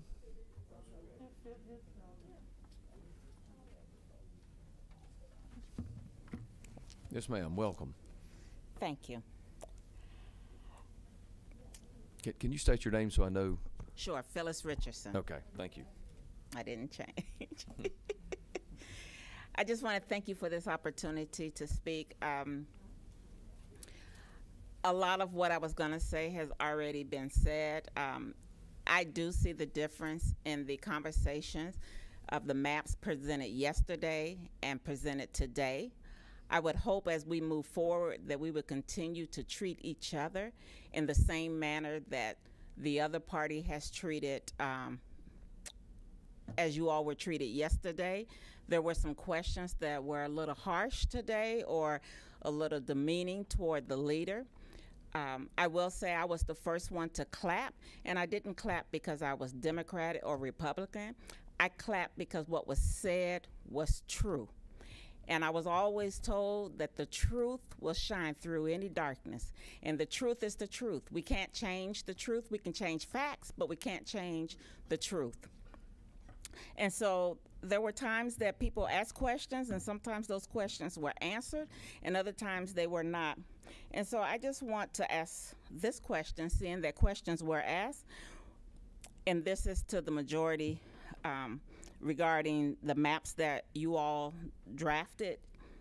Which district decisions were specifically made to ensure compliance with the Voting Rights Act were upheld in the maps that you all presented?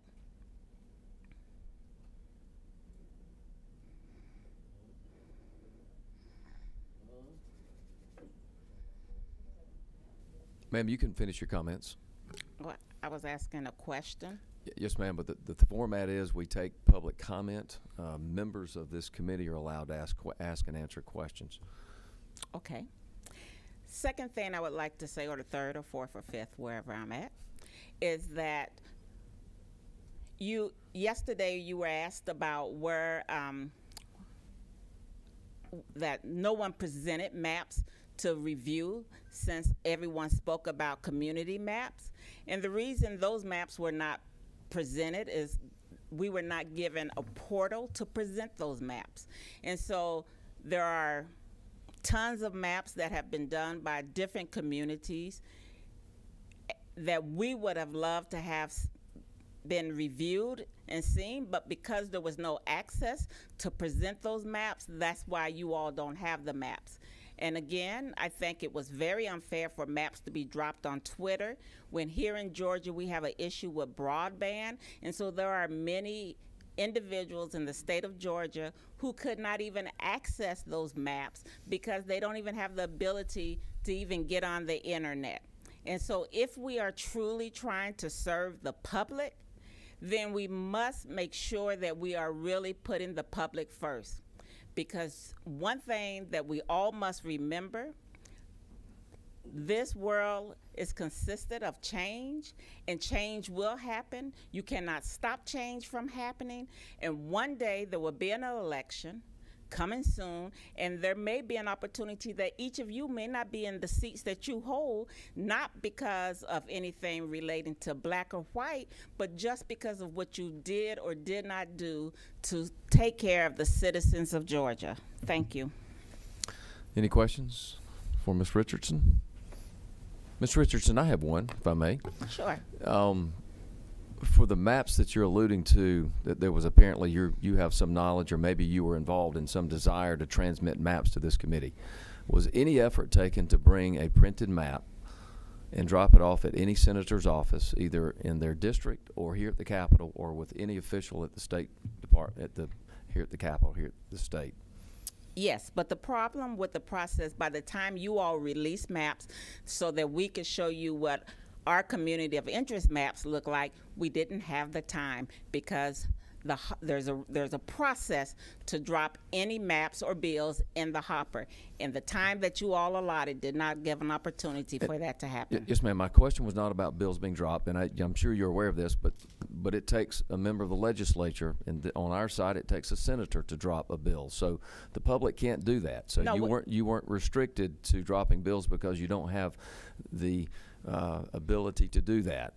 My question was the maps that you all drew that you wanted us to see, were any of those, and we're talking about before our map was released, were any of those, any efforts made to bring copies of those to any member of the Georgia Senate?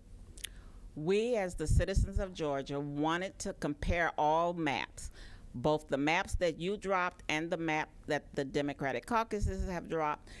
But in order to do that, we had to see what you had, because we didn't want to drop our maps that said you all were not being fair or transparent until we could see what you have produced. And so in order to see what you have produced, if I were to take my map to a senator after you produce your map, it would take almost a week for those maps to be able to be accepted by the committee and have an opportunity to talk about those maps. And we did not have the time. And you're just, last question. Yes, sir. To be fair, you're not speaking of drawing maps that you would like to be considered. You're speaking of drawing maps that would be responsive to somehow the maps that we have presented.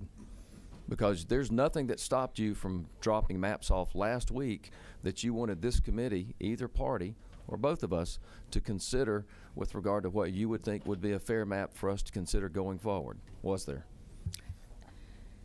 So that is a yes and a no question. Again, you know, we wanted to make sure that our maps were not in conflict of anything that was produced.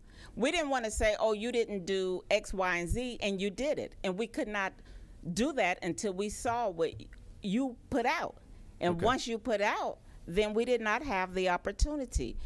There are many community maps, and yesterday, I'm not sure who it was, but they expressed that those were put on representative maps, and that they were accessible to any and everyone. Okay. Thank you, Ms. Richardson. Thank you. Gloria Kalanko.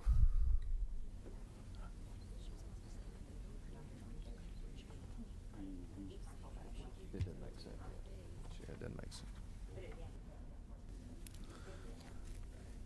Yes, ma'am. Welcome.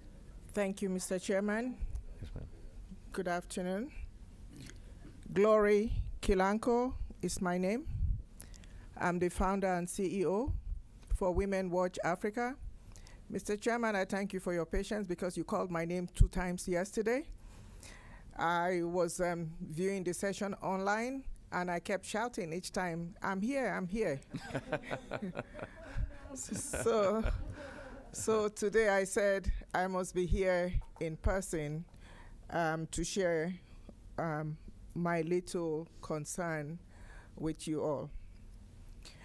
I represent Women Watch Africa, a non-profit, international, national, local organization that works around the issue of social justice to advance the economic situation of refugees and immigrants who have been resettled and naturalized in this country, who contribute to the economy of the United States, and most importantly, to Georgia. Mr. Chairman and members in the room, you all will agree with me because I sat down and watched this entire session yesterday and have been in this room the whole of this morning up until this time, and sitting down and pondering and wondering why we are having to have this nature of debate when the essence of what we're trying to do is to pave way for better life for the majority of Georgian residents. You will agree that the way these maps will be drawn will determine political representation and resource allocation, and also the weight of our vote. Redistricting, I repeat, redistricting is alien to me and also to those that I represent. There is no language or vocabulary that defines what redistricting means in my language or even in the language of the people I represent. And yet, every proceeding and deliberation and conversation and discussion that have been held have been made in English.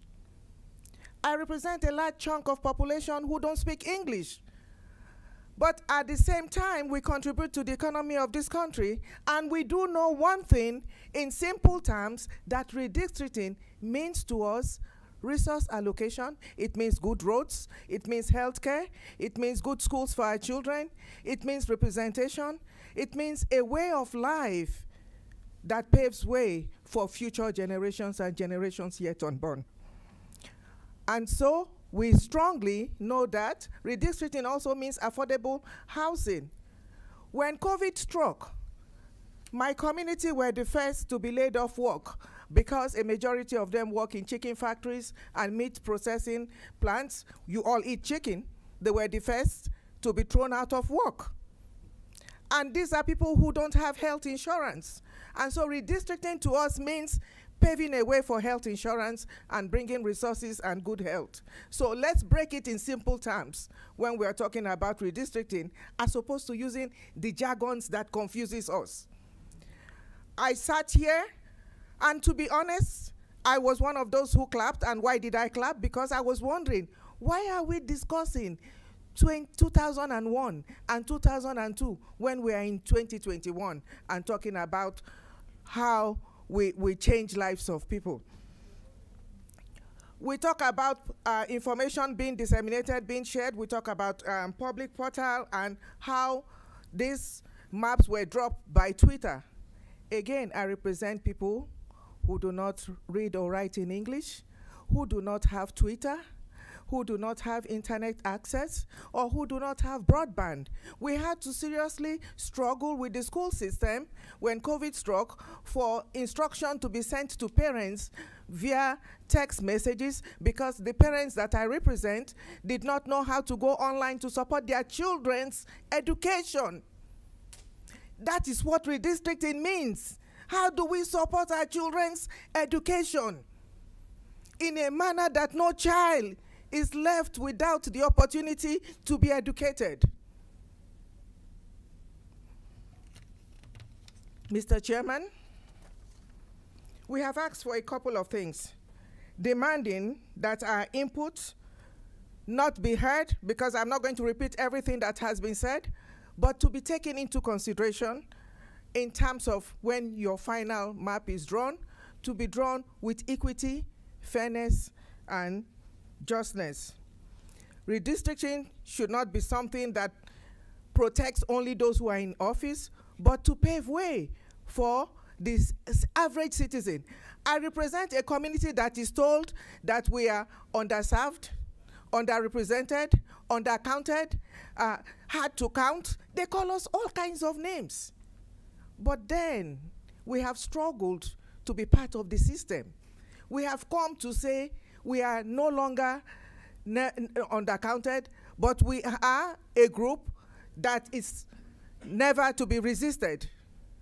And so for that reason, we are appealing that our input and our consideration and resources be shared to also adequately take care of our concerns.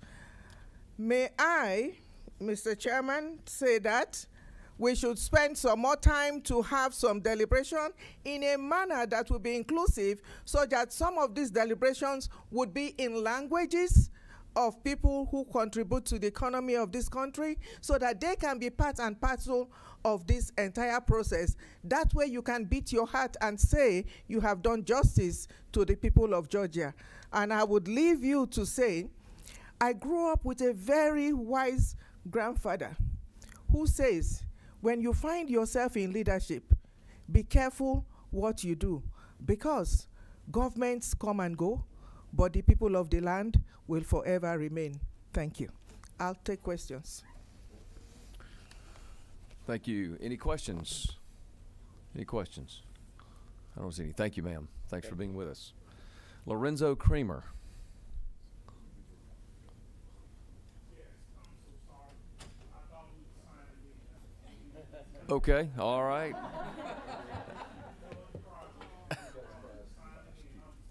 That's all right. Thank you very much. Appreciate you being here. All right. All right, we'll take 10 minutes. Sure. All right. That concludes the presentation of public comment, and I appreciate all of you that came yesterday as well as today. We've been going about 2.5 hours or so. We're going to stand in recess for about 15 minutes for bathroom breaks and otherwise, and then we're going to resume at 1:45. Okay, so we'll stand in recess until 1:45. Thank you.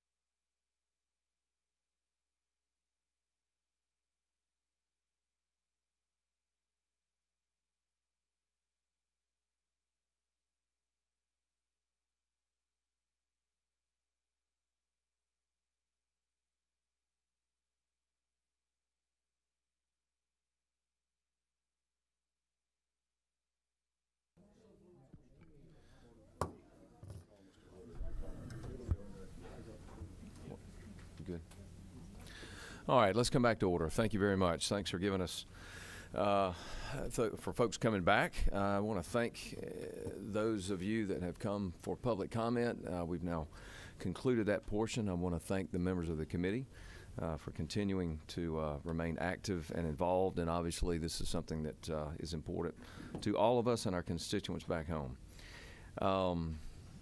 At this point, Madam Leader, you had mentioned that your bill is in draft form, or at least what we've been speaking of, but I would ask you, do you want us to take action on your bill today? Mr. Chairman, I'd like to make a motion on your bill. Well, the question is, do you want to take action on your bill? I don't think so. Okay. All right. Are we coming back to committee to, are we having more meetings, or what are we doing?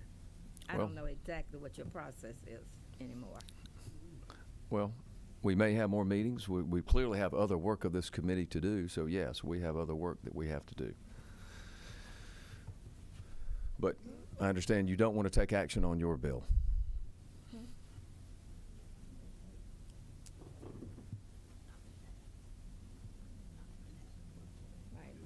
That's what I said. Ma'am, not today? Not you said today. you don't want to take action on your bill. All right. So the other item on the agenda is SB 1EX, which is in the form that's in your folders. It's LC 471165S as in Sierra. It is the substitute to SB 1EX. And I would ask if what's the pleasure of the committee?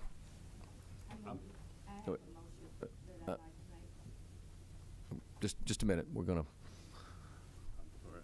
Mr. Vice Chair, you did. Hold on a minute. Okay. I would move do pass SB 1EX by committee substitute LC 471165S.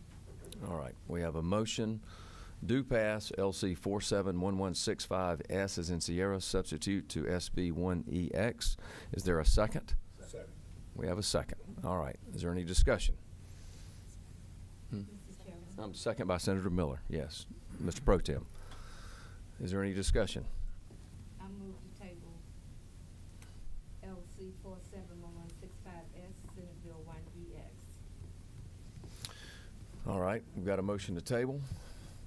Hold on just a moment. Is there any discussion on the motion on the floor of, pardon? Yes. Is there a second? Okay. Senator Harbison seconded the motion to table. All right. Is there any discussion on the motion to table? All right. Hold on just a minute. Let me get your, all right. Gotcha. Okay, your mic is on now. Yes, ma'am. I feel and pull that a little closer if you would. Okay.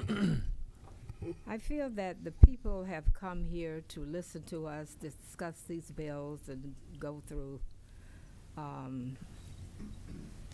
the majority bill and the minority, and they have continuously requested more time to review the bills. They want transparency, they want fairness, and many of the citizens that we've listened to don't feel like they're getting that. And I think that we should really consider giving it a little bit more time and get it right. Because apparently with the comments that we've gotten today and yesterday, citizens of this state does not feel that the bill is for them, that is strictly for the legislature.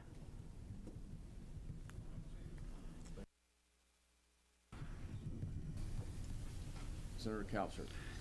Senator Caucus. Mr. Chairman, I would just say, I mean, we've mentioned several times your efforts in getting input from throughout the state, all four corners of our state over several months, numerous hearings, Zoom hearings for people that couldn't go to them, public comments through the portal, each of our Senate offices receiving input from our constituents. The census data has been available to everybody since September. There's one group that's made 1 million maps. There's obviously been time for people to prepare maps. One gentleman yesterday said he had maps that were prepared, had never been presented to anybody on the committee. I invited him to take it by my office. He didn't do that. We are a representative government. Any citizen can persuade their elected, either representative or senator in this case, to introduce legislation on their behalf if they find it. There's only been 2 bills introduced. This session is for this reason only. It's just for redistricting, and you know, there's no other senator that's introduced legislation other than Senator Butler and yourself on behalf of the committee. There's nothing else for us to consider as far as legislation. The Democratic plan does not want action taken on it yet, and let's see if we have a consensus on this plan that you've helped craft. And if not, then we will have further hearings until we can find a plan that we can all agree on. I don't see the purpose of delay. It's not like this is a surprise that we're meeting in session here in November to consider maps. That's the purpose that we were called from our jobs and homes to come try to deal with this issue as we do once every decade. Yes, sir. Thank you, Senator Calcert. Senator Jones. Thank you. Number 11, I'll just be brief. I would also concur with Madam Leader about motion to the table and in support of that, but also make note that when we talk about that the public and others had an opportunity to do maps, the body that's actually charged with doing one just put it together on Tuesday and made it out to the public. We're the ones actually charged with actually passing a map, and it went out to the public on Tuesday. So this is not for the purpose of delay. All the public members that have been here for the last 2 days, and even before, the public members have asked, the persons who have come here have asked us to take more consideration on this particular bill. And we are here to do that, and we do have time to continue to do that, and we're not going to be put off any type of schedule, and we will get it done, but we should take a little bit more time. When the body that's charged with it brought it out on Tuesday, I think it's not fair to say that citizens should have done before we did, regardless of what Princeton did with their 1 million maps. All right, thank you, Senator Jones. Any other comments? All right. That concludes discussion. The motion is on the motion to table. All those in favor of the motion to table, please raise your hand. I see 4. All those against, raise your hand.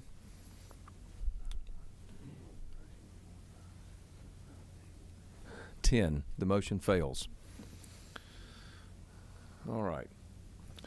What's the pleasure of the committee? Well, excuse me, I should go back to Senator Calcert's motion and the second for the motion do pass on LC 471165, which is a substitute to SB 1EX. Is there any other discussion on the motion? Well, since I made the motion, I would just say I think it is a very fine map. You can just tell looking at it that it complies with our principles that we all unanimously agreed on, our principles of redistricting.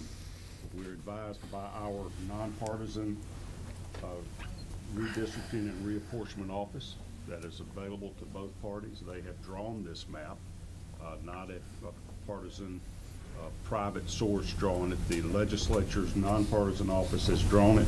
We're assured by the data that's attached to it that these districts are as near as practicable in size, with a less than 1% variation that meets the requirements, more than meets the requirements, I would say, of the United States Constitution.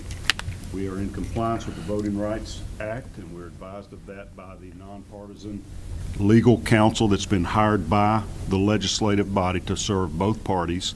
They have scrubbed the map and have confirmed, even though some of the senators here, even that are lawyers, realize that it is a complicated formula to calculate what is in compliance or is not in compliance. We've been advised by nonpartisan legislative counsel that this is compliant with the Voting Rights Act. Very clearly, these districts are compact. You can look at the map and see that. They're all contiguous. There are no pairings of incumbents whatsoever. They're very minimal splits of counties. By my count, there are only 29 splits, which is significantly less than the 38 or 9 in the current map.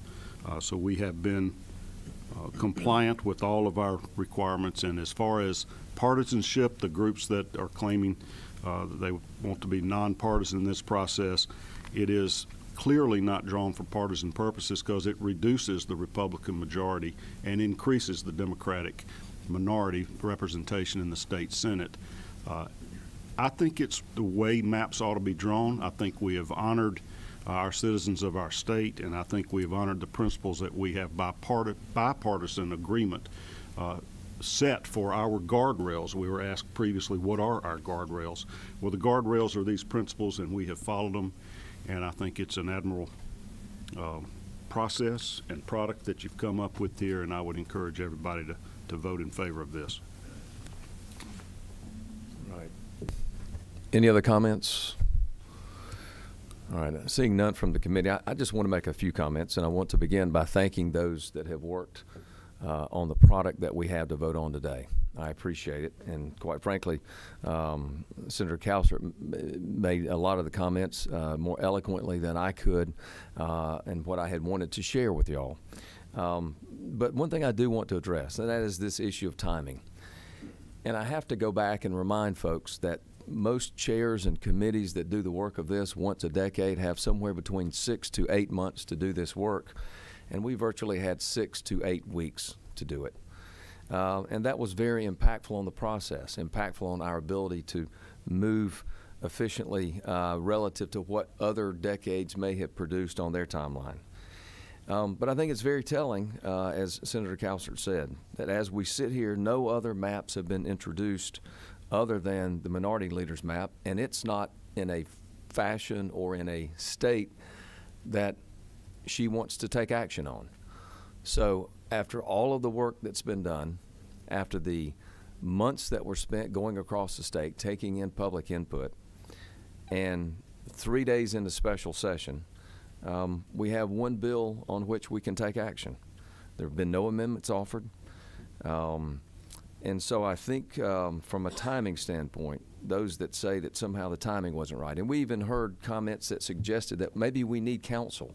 And the truth is, we've had counsel. Both parties have had very able legal counsel about drafting maps that comply with the Voting Rights Act and are otherwise constitutional. We've had access to that. Everyone around this table has had access to that for months.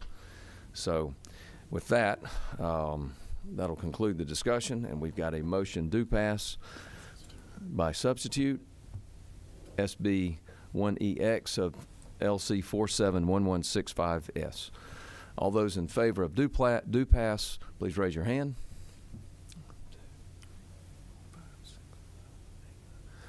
All right, that's 9. All those against?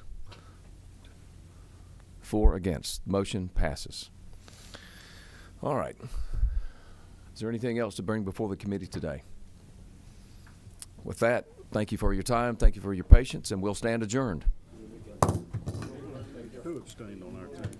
No, I did not just.